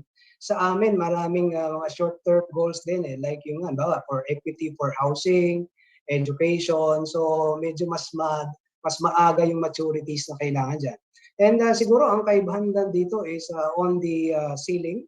I understand with pera there's a ceiling, annual ceiling, no? But sa amin po, you can invest or save more than wala pong any state na limit on the so far as savings concerned. Okay, yun yan narinig ko, no, Sir Tano, na hanggang 100,000 pesos lang ba ang pwedeng i-save kada taon? Tama po ba? Sa ngayon, yun po ang nakalagay sa batas, maximum of 100,000 pesos para ma-enjoy mo yung tax benefit. Ngayon, merong mga proposal na taasan yung maximum contribution, like doblihin. Kailangan pa pong maaprubahan yan ng mga partner regulatory agencies. Kasi 2008 pa yung batas. So ang consideration kasi is yung inflation at saka yung fiscal condition ng our government. So we are moving towards the adoption of higher maximum contribution. Uulitin ko, yung 100,000 na yan is lifetime or per year? Let's make it clear. Per year po. So from kung naka 100,000 ka January to December, the following year mag-uumpisa na naman yung limit na 100,000 pesos. So pwede ako magdagdag. Pwede ba ako Yes. magdagdag? So Pwede pwede ka- maging 200,000 na next yeah. year. Okay. No, every year 100,000 pesos, 100,000 pesos sa ngayon. Okay. Sige, Sir Len. Okay, just want to make clear no that while 5 years po yung maturity ng MP2, you can easily renew no after pa-claim mo po mag-avail ka ulit another 5 years, and then hanggang kung ang yung purpose is retirement, pwede mo lang pa i-renew lang po ng i-renew yung iyong maturity. Ang ibig sabihin naman yan on the other side naman sa pag-ibig, kanyari, let's say 100,000 ang inilagay niya. Di ba? On the first year. Second year, maglalagay ulit siya ng 200,000. That is allowed, right? Yes, that's allowed. So, tapos yan, kumikita yan ng interest on an annual basis. Pero ang mangyayari niyan, pagka every year ka naguhulog ng ganun, so ibig sabihin yan, upang maturity on the 5th, 6th, 7th, 8th, 9th, 10th, may nagmamature kasi tuloy-tuloy ang hulog mo. Tama ba? Depende yan, Sir Chinkee, no? Kung halimbawa ang ginamit mo is this single account, yung una mong MP2 number, doon mo pa rin ihinulog yon. Then on the 5th year, matured yon. Lahat na hinulog mo under that account will mature. Pero kung halimbawa ang gusto mo different maturity dates, maaaring yung 100,000 mo this year, isang MP2 account, and then next year, mag-register ka for another MP2 account para yun ang magmamature on your 6th year. So, Okay. yun yung sinasabi ko na multiple MP2 accounts. Pwede ba? Hanggang ilang accounts ang maximum ang pwedeng buksan ng isang tao? Hanggat kung ano yung purpose mo. Oh, okay. So, kailangan multiple pala. Okay. Yes. So ngayon ito nagkakatalo na dito, medyo nag-ikakainitan na. Sabi ni Denlin, anong average interest ng pera per annum, performance, anong average interest ng MP2? Umpisahan muna natin sa pera, more or less on the past few years, past 5 years. Yeah. Linawin ko lang kasi these are investments, so these are not interest actually. These are the form of dividends or the form of other income, and then dahil investment ito, hindi guaranteed na yearly yun ang matatanggap. Sa ngayon, if you look at one of the pera, yung sa Seedbox na platform, merong money market fund na ang kita niya for 1 year return is around 5% for our money market fund. For the equity fund, may nakikita ako na negative yung results of yung 1 year kasi nga of the current conditions. Tama. So, hindi siya guaranteed yung fixed income, ay yung income na investment. Ang maganda din kasi natin matanong kung tayo ay nag-i-invest, saan ba nilalagay yung pera na nakuha? Is it invested in equities or invested ba in government securities? Kasi yun yung mayroong corresponding risks. So yun lang. Sana po kung mag-invest tayo, wag lang natin titingnan kung ano yung kita, but alalahanin din natin may corresponding risk po yun. Sa MP2 naman, ano yung mga fund performance? Kasi mas di ba consistent, no? Ano yung average? Okay, gaya po sa peso, no, yung flexible din yung dividend earnings ng PAG-IBIG fund, ng MP2. Depende po yan sa income, annual income, net income ng PAG-IBIG fund. Okay, but in so far as the last 3 years average po, it's at 6.45% dividend rate. Okay? Now, kung yung pong pondo na inyong ihinuhulog po sa PAG-IBIG fund is being used to sa ating housing finance, no? Ito po yung pinauutang sa ating mga miyembro na nais mag-housing loan and other related housing. So, ibig sabihin, in so doing, you save with the fund and you help the housing industry or housing program of the government. So, doon po yan na umikot. And given nga po that alam naman natin ang ating si President BBM, no? 6 million houses in 6 years ang target ngayon. So talagang malaking tulong ang inyong input sa MP2 para magamit dun sa housing program na yan. At ang maganda rito maganda rin ang collection ni PAG-IBIG, kaya mas lalo pa nating iikot yung pondo na inyong nai-input sa PAG-IBIG. Okay, para sa kaalaman ng lahat ng mga nakikinig at nanonood, no, bilang isang educator sa larangan ng pera, parati kong sinasabi, no, bago ka mag-impok, ang tatanungin mo parati kung sino man lahat ang magpapa-invest sa iyo, ang isang malaking katanungan, can you show me the fund performance over a period of 5 years? Tignan po natin kung ano yung performance ng, like for example, ng pera, ng PAG-IBIG, ng UITF, ng MP2, kahit na ano, titignan po natin dun, makakapag-decide ka kung ito ba ay sasalihan mo at hindi. At ito na nga, yung in terms of, ito naman, may katanungan po naman dito, no? Si Natalie Lim. Tinatanong naman niya sa pera, can we use tax credit certificate from previous years? Kasi when we inquired sa May 2020, BPI said, please note that the 5% tax credit for pera is not yet available. Ano masabi natin dito, Sir Tano? Yes, sa ngayon yung tax credit certificate wala pong expiration. So yung 5% na tax credit na enjoy nyo for the prior years, pwede pa rin siyang gamitin na pambayad nyo sa tax obligation nyo this year or the following year. Kailangan nyo lang makuha yung tax credit certificate with the administrator. So isabay ko na rin to, no, para sa mga OFWs, no. Sa pera naman, kasi since wala sila dito sila sa Pilipinas, pwede bang mag-open ng account kahit wala sila sa Pilipinas? Pwede pa rin po sila kasi digital na, online naman. So they can, of overseas Filipinos, pwedeng magbukas ng pera kahit wala sila dito sa Pilipinas. How about sa PAG-IBIG, Sir Galang?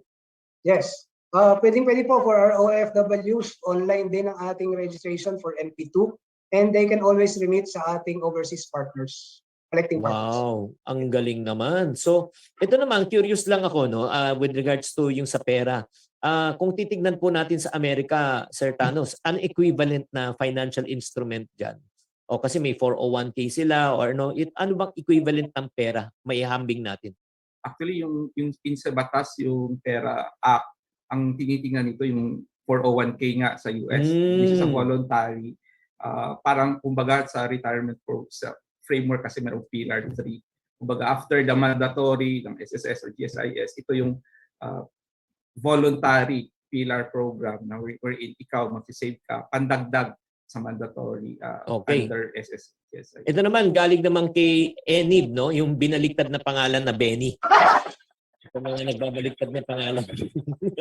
Can I invest pera through one-time contribution? Halimbawa 100k, yes or no? Yes, pwede po one time 100k. Okay, ito naman para naman sa galing naman kay Paul Guarin para sa kay Sir Len sa PAG-IBIG. Assuming po na you have already computed 24 months sa MP1. Okay lang ba sa MP2 na lang maghulog ng maghulog? Oo, kasi meron kasi akong nabasang experience na iba sa MP1 daw pumasok ang hulog niya which was supposedly dapat MP2. Okay. Yung pong mga cases na gano'n, minsan I think yung nagkaroon ng error insofar as yung remittance ng employer, no? Most probably employed siya, sinalary deduction, and then yung pag-remit ng employer, hindi na na-distinguish yung this is for MP2, this is for regular PAG-IBIG membership. So, doon nagkaroon ng error lang yun. Most likely, yun yung scenario. Sige. But then again, as a working Filipino, mandatory yan eh. Tuloy-tuloy yan hangga't nagtatrabaho ka, patuloy kang kinakaltasan ng PAG-IBIG membership. So yung MP2 would be voluntary on your part na hulugan. Oo. Ay, i-segue ko na rin tanong ni Rina Anthony de Vela no, na nakikinig ngayon at nanonood. Mr. Galang, pwede rin ba i-salary deduction tong MP2? Yes, marami pong employers ang pumapayag na salary deduction dahil nakikita po nila na maganda ang income generation for their employees. Parang additional service na rin sa employees nila yan. Ito nga, may tanong naman si Mercy Tan, no? Hindi pa nag-i-invest pero nag-withdraw na. After 5 years, saan daw kukunin ang kanilang savings? O let's say, pakinggan natin muna sa PAG-IBIG bago sa pera. Okay, yung inyong MP2 account, no? After 5 years, we normally inform naman our members that the MP2 account is maturing and that they are already available para po ma-claim nila, no? All they have to do is fill out the claims form and then kanila pong isubmit sa ating nearest branch. Sir Recon, paano naman sa pera? Paano makiklaim? Makipag-ugnayan pa rin po sila doon sa pera administrator if they want to withdraw their contributions. Ganun pa rin po. And then bibigay nila kung saang account nila, kung ano yung account nila doon i-deposit. Ito naman, may katanong naman si Bea Gingona para sa kay Sir Tano para sa pera. Pwede bang i-withdraw ang kanilang ininvest kahit na lower daw yung initial amount invested? Like for example, nangailangan sila ng pera pero bumaba ang funds ng ininvest nila, pwede ba i-withdraw anytime? Pwede naman nilang i-withdraw. Kaso nga lang kasi nga ito for retirement, merong early withdrawal penalties. Which is equivalent. Yung early withdrawal penalty equivalent kung ano yung na-claim mo na ng mga tax benefit. Pero pero nabanggit ko kanina may mga exception. Kung halimbawa nagkaroon ka ng permanent disability or hospitalization, yun pwede mo siyang makuha na hindi subject to early withdrawal penalty. Ganon din ba sa pag-ibig? Kasi sa pag-ibig, yung sa MP2 ay may 5-year lock-in period, 5-year na hindi mo pwede withdraw. Just in case naman po, mag-withdraw ang isang depositor dahil nagkaroon ng emergency, ano po mangyayari? Ginoong Galang. Okay, meron tayong mga grounds for pre-termination withdrawal, no? Like death, even sa family, or illness, or permanent departure abroad, mag-migrate na siya abroad.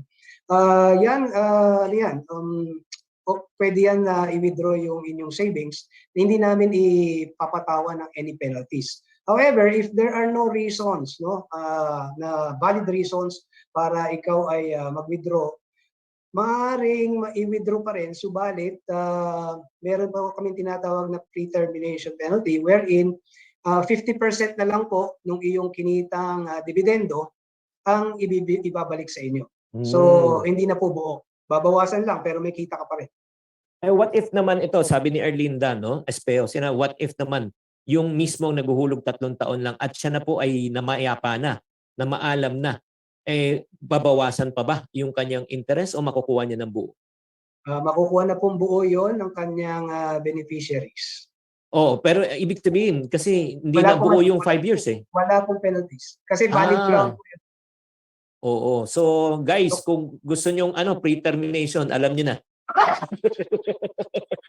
Kailangan para wag naman sana, Ito naman sabi ni Paul Guarin, yun nga, yung safe ba ang pera? Ito ba ay covered, Covered ba to ng like for example, ng PDIC, Both kasi alam ko sa bangko, BSP, ang lahat ng mga bangko, cover tayo ng BSP ng 500,000 just in case na magkaroon ng problema ang mga bangko. Itong investment ba ng pera, covered ba? Yes or no? Hindi po covered ng PDIC ang pera kasi hindi ito deposit, this is an investment. Pero may mga safeguards in place para ma-ensure na maprotektahan yung investment nyo. And dahil nabanggit ko kanina, these are subject to accreditation and supervision by the BSP. And these are managed by professionals, hindi po yung mga fly-by-night na mga scammers na kumukuha ng pera. Okay, ganun din ba sa Pag-IBIG? Ano naman po ang guarantee? Pag-IBIG, sa charter po natin, it's everything you save here is government guaranteed. So you get everything back, all the principal. Okay, ito naman, hindi ko lang alam kung related to, kung kayang bang sagutin kahit nino. Tanong ni Paul Guarin, can you receive pension from both SSS and GSIS? Tapos kasabay pa yung pera. O meron bang conflict? In that case, pwede pong, kasi ang pera is supplement. So, maaari pag-retire nyo, makaka-receive kayo pension from either SSS, GSIS, plus makukuha pa kayo sa inyo yung pera, investments nyo. Oo. So, walang problema. Walang problema. Very good. Ano naman po ang sabi ni Anthony Davela sa Sir Len, taga MP Pag-IBIG, pwede ba mag-open ng MP2 savings yung unemployed na asawa through over-the-counter Pag-IBIG payment? Pwede po so long as mag-register muna siya under Pag-IBIG 1 membership and then before registering and enrolling sa MP2. Kasi sa kanya naman, hindi naman po ibig sabihin na unemployed ka ay wala kang pera na para i-import. So tatanggapin po natin yan. All they have to do is to register. Very good. So ito naman, sabi ni Grace Noble, isang concern niya, ang fund placement kasi is about, it's about online, mabilis siya. No? Yung withdrawal din, online ba? Kasi natatakot daw siya, baka panay deposito, walang withdraw. Oo, umpisahan natin muna to sa pera sa pag-ibig muna. Sa ngayon po, hindi pa online withdrawal. No? They really have to file their claim forms sa ating mga branch offices nationwide.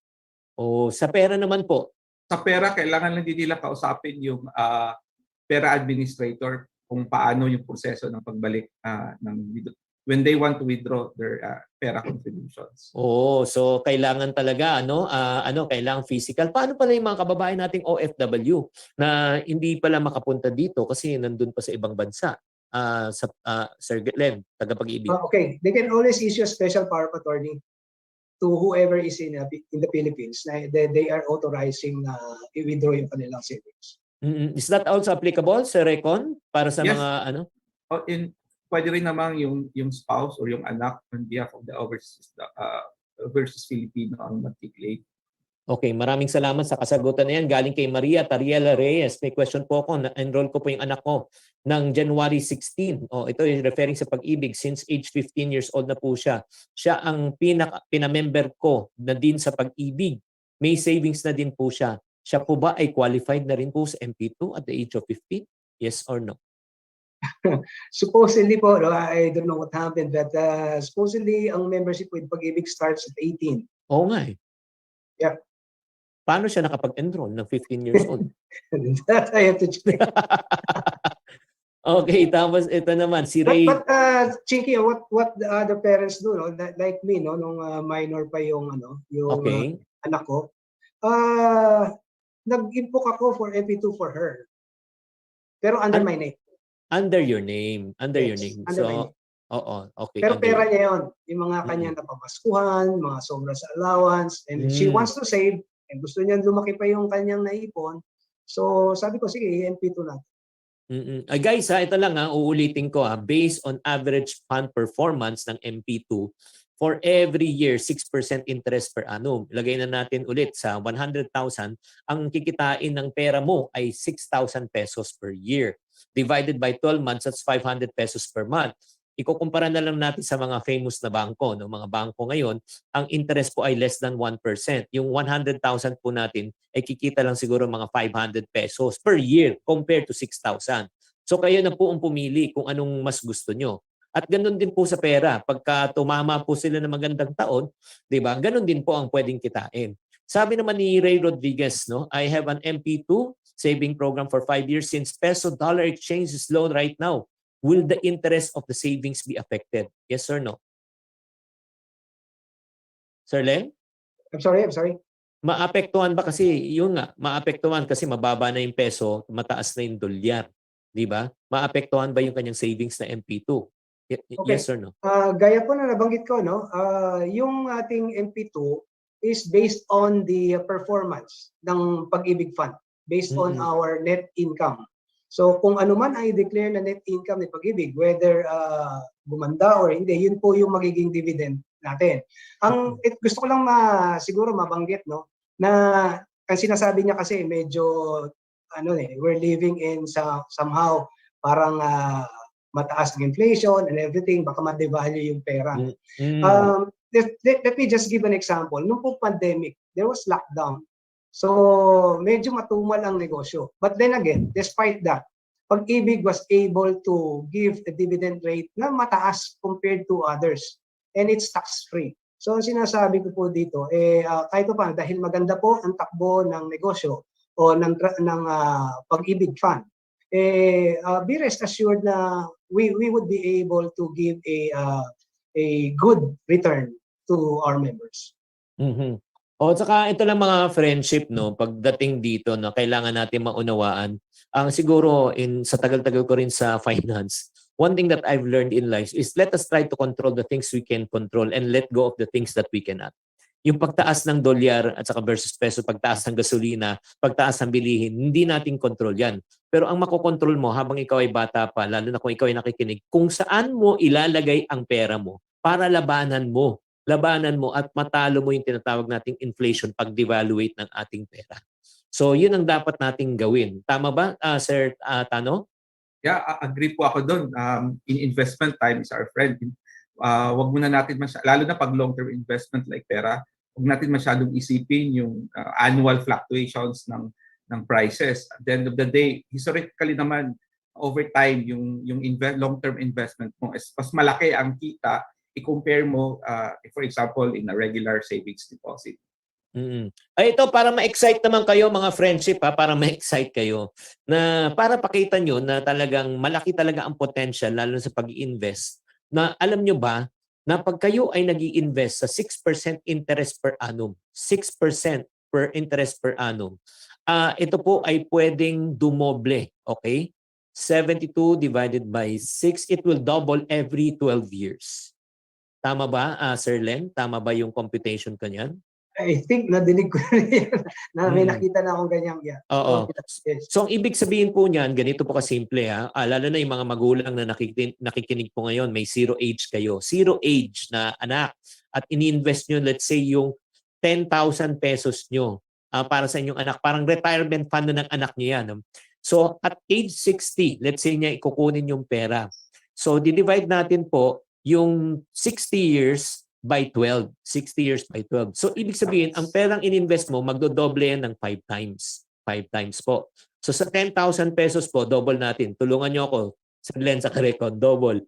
10, magiging magkano? 20, 20 magiging? 40, 40. 40 magiging? 80, 80 magiging? 160. Yung 1/16 mo, magiging 320,000 pesos by the time yung anak mo mag 60 years old. And that is if only 10,000 pesos ang iniwan mo. Di ba? Na hindi ka na nagdagdag. Eh what if kung iniwan mo 50,000 bilang pamana na? 50 magiging 100, 200, 400, 800, 1.6 million pesos. At alam ko, nagsasabi naman, after 60 years, ano nang halaga ng 1.6 million? Di ba? Tama?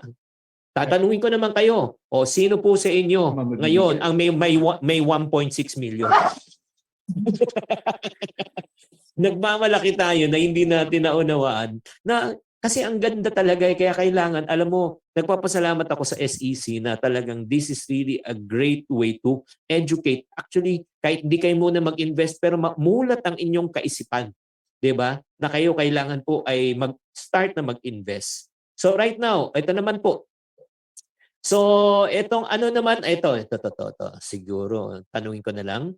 Maaari mo bang ipaliwanag kung paano kumita ang mga investor sa pera? I think nasagot niyo na to, no, sir, regarding sa investment, no, sa mga mutual fund, UIPF, tama? Yes, meron tayong illustration pinakita kanina. Okay. So, okay, ito naman po, youngest age and oldest age na pwede mag-invest sa pera. Youngest is 18. Walang limit po sa maximum age. Sa PAG-IBIG, youngest and oldest? Same po, 18 years old ang youngest, and then wala pong limit insofar as the higher limit is concerned. Pwede pong even pensioner, seniors. Okay, ito naman po. Napapanahon bang mag-invest sa MP2 ngayon mataas ang interest, pataas din kasi inflation, magkano ang ideal investment fund para magsimula ang isang common na tao? Okay. Siguro, tignan natin yan, Sir Chinkee, on the point of view ng investor, no? So, iniisip niya ngayon, what is today? October, taas ng inflation rate. So, kung mukhang ang tingin niya, pag maghuhulog ba siya, let's say, ng 10,000 at 6%, makukuha ba niya ng 600 pesos? Diba? So, hindi po ganun, ano? Remember, kung mag-start ka siguro ng 10,000 mo, noong January, yes, kikita po yan ng 600. But since October na kayo mag-start, ang magiging dividendo nyo is prorated sa pang 2 buwan lang at 6%. So ibig sabihin, mas maliit na iyon lang. But then, if you let it stay, given another year hanggang December next year, so I suppose, doon mo marirealize kung yung po bang 6%, talagang nakaagapay dun sa, pumantay ba siya or mas mahigit pa dun sa inflation rate na ng buong taon. Okay. Oy, mga friendship ha. Lahat lalo na yung mga nakikinig po no, sila Janeline, Seasider from Petroleum from watching from Bohol. Kung kayo ay nag-enjoy at natututo kayo sa itong session na ito naman, paki-type naman sa Facebook comment section natututo. At ano po ang natutunan ninyo? Paki-type lang po para mabasa naman namin yung mga comment ninyo. Nandito rin si Leslie Mananlasan from Tarlac State University. Maraming salamat at maraming mga estudyante ngayon ang mga nakikinig at nanonood. So siguro ito pang isang katanungan bago tayo mag-parting words na po tayo no. Pwede mo ba kaming bigyan ang ating mga Facebook live viewers ng again yung saan kami pupunta, paano mag-open ng account ng PAG-IBIG, saan sila pupunta para mas mabilis po? Okay, unang-una dun sa ating mga digitally empowered kababayan, wala na kayong dapat puntahan. Hawakan nyo lang yung cellphone nyo at kung kayo may internet, you go to our website, www.pagibigfund.gov.ph at hanapin po yung ating e-services at mag-register ng PAG-IBIG 2. Once nabigyan na kayo ng account number for PAG-IBIG 2, then you can start paying or saving with PAG-IBIG 2. Pwedeng online or directly pupunta sa branch. Para doon naman po sa mga hindi digitally empowered, maaari po naman kayong magsadya to any of our PAG-IBIG branches nationwide para kayo matulungan sa inyong pagre-register sa MP2. Sir Recon, paano naman mag-start ng pera investment? For pera naman, pwede kayong bisitahin yung mga digital pera platforms. Merong pera.seedbox.ph for Atram, and then for video by video.online.com. Si BPI naman, you visit the website of BPI or go to their branches. Ito naman, ito lang mga comment na ay si Carl G natututo, si Rosemary Leonida natututo, si Maliski, raming pong learnings, Rafael, Spencer, si Brenda Esguera, natuto pag-iimpok ng mag-ayos, si Mark Joseph Delgado, si Farmers Mana Rice, tapos si RC, Hoson sila and learned and invested in MP2 way back 2019. But it's good to hear na may pera pa pala. Di ba? So, pwede ka na mag-invest sa dalawa, sa MP2, sa pera pa. Sa Earl, tapos ganun din. Si Judith, Brenda Esguera, salamat daw sa SEC, Romeo, natututo, Annabelle, very much ang learning session. Magagaling ang presenter. At ang cute daw ng moderator na si Chinkee. Binabasa ko lang guys, binabasa ko lang to Si Sir Len mukhang kumukontra at si Sir Tano. Ano magagawa ko? Yun ang sabi po nila. Wala naman sila sinasabi dito. Sabi naman si Roxanne. Agree naman kami, sir. MP2 and pera daw. Si Michi ko, ganun din po. Ang galing, sabi ni Sinaida. Oo, magagaling talaga ang ating mga resource speaker.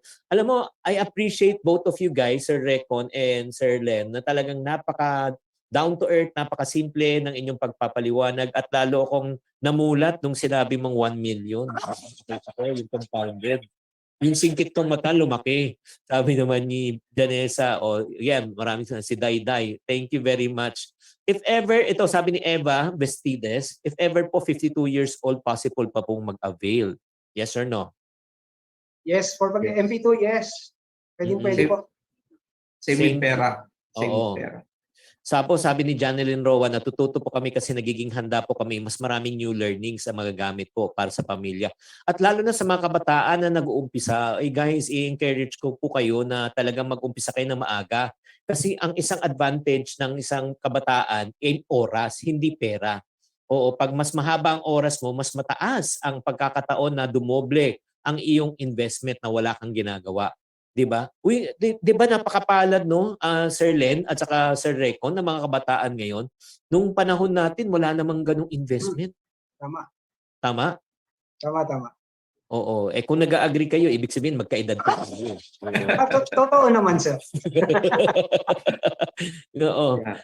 Yeah, I agree na kailangan kasi yung ma-establish mo yung habit ng pag-i-invest. It's not really the amount, especially at the start. You have that mindset, establish that habit, regularly mag-i-invest ka. Darating na darating. Kung ginagawa mo yun palagi, eventually, pag may marireceive ka, may isip ko na kaagad kailangan ko para lang maitatabi. Ito, by the way, Sir Chinkee, hindi ko malilimutan. This came from you. Ikaw mismo nagsabi nito. It's not how much you earn, but how much you save. Oo Ah. naman, totoo yun, totoo yun. Nako, grabe, no? At ito pa, ito, mga friendship, ang dami pang mga nagko-comment. Sabi niya talaga, oy, may ano ba, meron, sabi ni Tan, forwarder, meron bang soft copy na pwedeng ibigay daw sa kanila? We already sent the soft copy of our presentation to SEC. So most likely SEC can give them a copy. Yeah, at the same time, may replay rin po to. Panoorin nyo lang ulit, no? Para sa mga tao na kami, si RC Hoson, sinabi niya, for pera investor po, do we need and required to remit annually or pwedeng one-time remit lang? Siguro hindi niya nakuha. Pwedeng one time, pwedeng regular investment po sa pera. Okay. Sige mga friendship, ito lang. Parting words lang from Sir Len at Sir Recon. Sir Recon, mauna ka muna.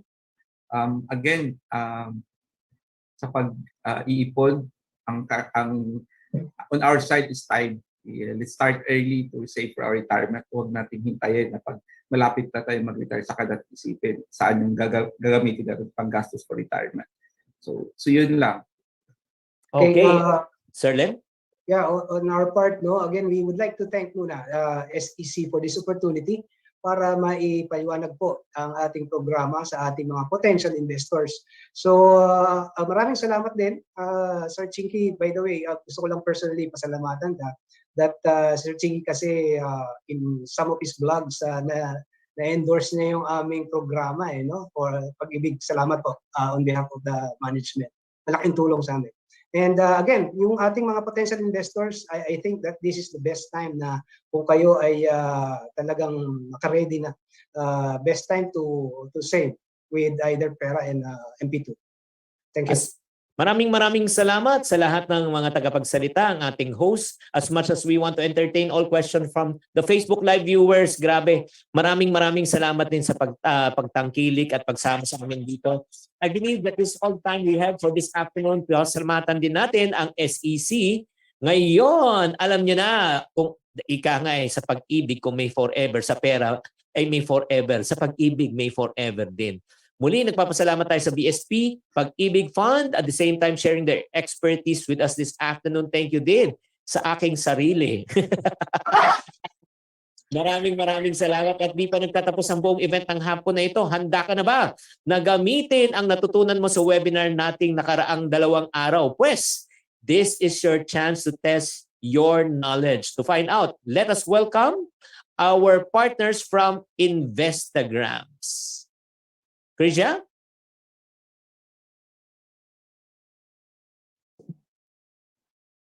Krisha? Okay na? Again, Yes. thank you everyone, to our speakers and to Mr. Chinkee Tan. Ngayon, alam na natin na may forever sa pag-ibig at sa pera. At kagaya nga na nabanggit, hindi dyan nagtatapos ang ating event sa hapong ito. Handa na ba kayong gamitin ang natutunan nyo sa webinar natin sa nakaraang 2 araw? Wes, this is your chance to test your knowledge. To find out, let's hear it from the Business Development Lead of Investagrams, Mr. Paolo Tomacruz. Yan, alright. Hi everyone, magandang hapon po. So just let me share my screen so I can present what we have in store para po sa lahat ng nanonood ngayon and everyone in the excuse me, in the investing public. So before I proceed, muna ang ganda po ng discussion with Sir Chinkee and PAG-IBIG and sa pera. And I really recommend everyone to try and watch that twice. Talagang sobrang daming learnings po doon. Right? And hold on. Ayan. So in celebration of World Investing Week and of course Investor Protection Week 2022, diba?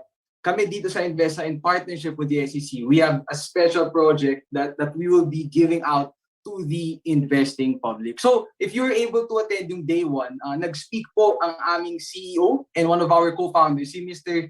JC Bisnar. And part po ng talk niya is share niya po yung story ni Investa, ba't po kami nandito, ano po yung ginagawa namin. And just to add on to that, right, one of the things na ginagawa po namin over around more than half a decade, mga 6 years na po since 2016, is we have been hosting, right, virtual stock market trading competitions. If we move on to the next slide, you'll see the first one po na ginawa namin way back 2016. This is the Investagram Stock Market Challenge, open only para po sa college students on.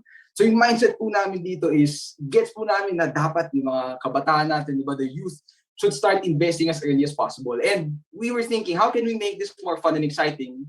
And we thought of doing it through a competition na meron po mga premyo. And so ang dami po sumali, right, from all over the Philippines, iba-ibang college students. And then pagkatapos po ng competition na to, marami po nag-message sa amin na, uy, boss, di po estudyante pero gusto ko rin po sana masubukan mag-compete, no, or sumali sa mga virtual stock market trading competition. So in 2017, the next slide, that's why we launched the Investagrams Trading Cup. Right? And dami po sumali, right? Regardless kung estudyante, kung nagtatrabaho po in any field, regardless kung finance ka or kung matagal ka ng trader or investor, kung pagawang ka pa lang, ang dami po sumali. And grabe yung feedback na nakuha po namin galing sa competition na ito. Right? Una, may mga nagsasabi na, boss, sobrang na-enjoy ko kasi ang saya mag-trade. Tapos ngayon, pwede na akong mag-compete din. Kasama ko po yung mga kaibigan ko, yung mga kaklase ko, yung mga katrabaho ko, nag-compete po kami, pataasan po ng profits. And at the same time, I'm also learning, natututo po ako. So we continue to do this each and every year. In the next slide, we did the Investagrams Trading Cup 2018, and so on and so forth. Next slide, 2019, and then 2020, and 2021. And for the past 6 years, host po namin yung biggest virtual stock market trading competition in the Philippines. Not only para magbakbakan yung mga competitors sa pataas ng profits, pero dahil naniniwala po kami that this is a great avenue to learn more about the stock market, learn more about investing, to trade your way to the top, and to win awesome prizes kapag umabot po kayo sa mga top ranks natin, like yung mga top 10. And sobrang dami po malulupit, di ba, na investors at traders sa lumabas dito sa mga competitions namin. And for this year, right, our major competition, this is going to be for the first time ever. On the next slide, I would like to officially announce, that we are going to be launching the next slide, the SEC Investa Cup 2022, of course, in partnership with the Securities and Exchange Commission. Right, so here's your opportunity to learn more about the stock market, to trade, right, to experience the stock market firsthand using virtual money. So dito po, more like practice po yung gagawin natin. No? Hindi nyo po kailangan maglabas ng totoong pera, virtual money lang po yung gagamitin nyo para ma-experience yung pag-invest or yung pag-trade sa stock market. And of course, kung umabot po tayo sa top 10, meron din po tayong mga exciting prizes which will be announced soon. And this will be happening on October 17. That is this Monday all the way through November 9. And the winners will be announced po sa November 11. So we believe that this is a great opportunity for those who would like to kickstart in investing journey po nila. At the same time, pwede rin syempre ito para sa mga seasoned traders na gusto lumaban at gusto pa matuto lalo and to sharpen their skills as well. So in the next few slides, discuss ko lang po really quick, yung rules and mechanics natin. And by the way, we're opening this competition, right, to as much as 200 participants. And the best part about it is 100% free. Because, diba, we want to encourage, right, yung mga tao hindi pa nagsisimula to start, and those who are just starting to put themselves in a position to learn even more. And so here are some of the rules and the mechanics. Di ko po dadaan ng lahat. We're going to be releasing an official document or article para dito, mga 20 points, para detailed lang po yung rules natin. But I'll show a few of the main ones, right, on the next slide. So here are some of the main rules, So una, yung starting capital po natin lahat is 100,000 pesos. At ano lang po ito, again, virtual money, wala po tayo ilalabas. Kahit, God forbid, kahit ma-zero po yan sa competition, wala po mangyayari. Siyempre, ayaw natin mangyari yun, And we also promote diversification. So di po kami pupayag na mag-all in sa isang stock because we believe that's not a good practice. We believe in diversification. So the maximum amount you can put in one single stock in the competition is only 33.33% or mga 33,000. Then we have this rule, yung holding period. So it's a 20-minute time lock for when you're trying to sell at a profit. So baka may nagtataka, bakit may ganyan sa real market? Wala namang time lock for whenever you want to sell. So kasi may mga certain limitations when you're trading virtually, or certain differences, and then when you're trading sa real market, may mga small nuances lang, right? And this is so we can avoid yung mga rinse and repeat abuses. So I won't go too much into details dyan.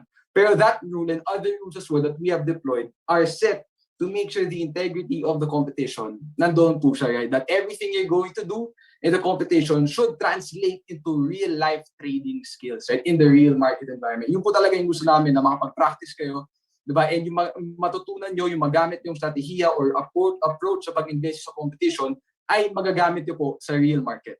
Right? And we also have a tradable stock list.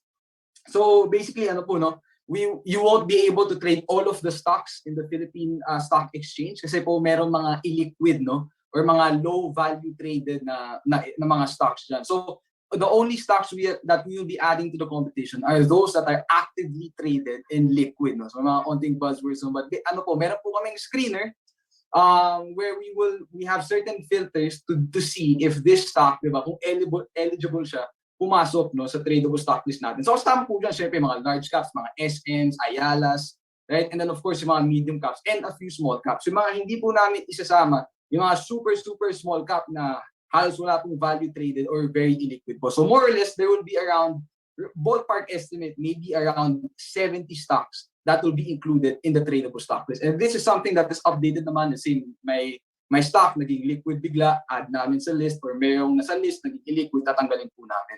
So those are the few of the main rules. No? But the most important one in the next slide is, of course, ano ba yung goal, no? Ng competition na to is to trade, or yung game na to is to trade your account for the whole competition and aim for the highest profits, while of course having fun and learning at the same time. So on the next slide, again, reminder, the SEC Besta Cup will run this Monday na po, yung day number 1 all the way through November 9. So you can register on that link. Right? Lalagay din namin sa comments dito sa live stream ni SEC. And we're also going to be posting yung main poster or yung official announcement po na ito sa social media channels ni Investagram. So search nyo lang po Investa sa Facebook, Twitter, Instagram. The sign-up link will also be there. And again, we're opening this to 200 participants. Right? So first come, first serve po yan. So kung gusto nyo po sumali, if you want to kickstart your trading journey, your investing journey, or gusto nyo lang din lumaban, you're a seasoned trader, you want to sharpen your skills, ito na po yung opportunity. So yun lang po from me. And again, I just also like to thank I would like to take this opportunity, no, magpasalamat din, no, from the Investagram team sa SEC for partnering with us dito. We believe it's a great avenue to help people, no, start their investing journeys as well. So that's it from me, and maraming salamat po. So I'd like to give the floor back to sa host. Maraming salamat po. Thank you as well to our partners from Investagrams. Na-excite ba kayo para sa ating investing game? Pagkakataon na ito para matutong mag-invest. Natuto ka na, may premyo ka pa. Kaya spread the word sa inyong kamarites, kaibigan at kapamilya. Abangan lamang ang mechanics na ipopost namin sa SEC Facebook page pagkatapos ng webinar na ito. Grab the chance and be the first winner of the SEC Investa Cup 2022. Patikim pa lang yan para sa magiging pagdiriwang natin para sa Investor Protection Week ngayong darating na November 7 to 11, 2022.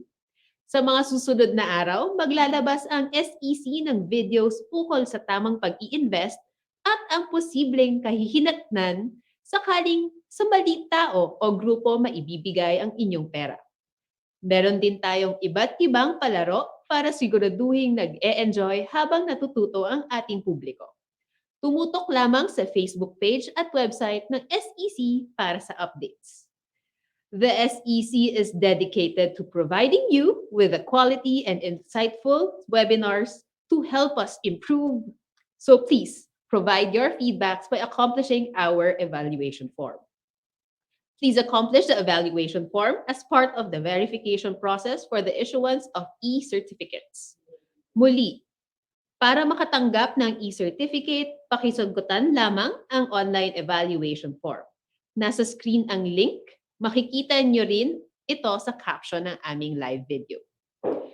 Now, to end the webinar, we are honored to have the support of the International Organization of the Securities Commission, o IOSCO, through its Secretary General, Mr. Martin Moloney. So my name is Mark Maloney. I'm the Secretary General of IOSCO. I'd like to thank Emilio Aquino for this opportunity to join you in your World Investor Week program of activities. There are two elements to the World Investor Week, which is an initiative which is really close to the heart of IOSCO. The two key elements of it are, firstly, the messages we try to get out across the globe. Key messages often have to be adapted to the individual jurisdictions, but there are common themes across the globe where we like to get messages out to investors. But secondly, the drive for investor education opportunities that we always try to push as part of our World Investor Week. The key messages this year, there are 4 key messages, and it won't surprise you in relation to the new. We talk about sustainable finance and we talk about crypto. These are key new initiatives in markets, and investors need all the help that we can give them. But also, unfortunately, there are some very old messages that we have to keep on coming out with again and again. And these are messages in relation to fraud and the risk of fraud and the risk that anyone could fall into a fraudulent trap. It doesn't matter how wise you are, it can happen to all of us. But secondly, also the importance of investor resilience. Markets don't always go well. Things don't always go well in your personal life, and you have to do financial planning so as to prepare for the periods when you need to be resilient and things aren't going that well. In addition to those 4 messages that we're pushing out as part of World Investor Week, we're pushing, as I said already, investor education. And in this regard, I particularly have to pay regard to the SEC Supervision 2025 program. Really good program, very well thought through and very constructive. And I personally particularly liked the capital markets promotion and awareness interagency network initiative. You've got some 65 organizations working together here in order to look for opportunities to get 3 key messages across to investors and help to educate them. This is a very good initiative, and very proud of what you're doing there. I know that in the Philippines, you have a particular challenge and a particular opportunity because you have so many young investors in the market, and I know you focus your work in that area. There are interesting ideas in that regard, as in relation to the potential for influencers through social media to impact on people's investment behavior that I know you're taking up. I wish you well in everything you've got going on this week. I know it's going to be a great success, and I'm sure I'll get an opportunity to talk to you again soon. Thank you very much.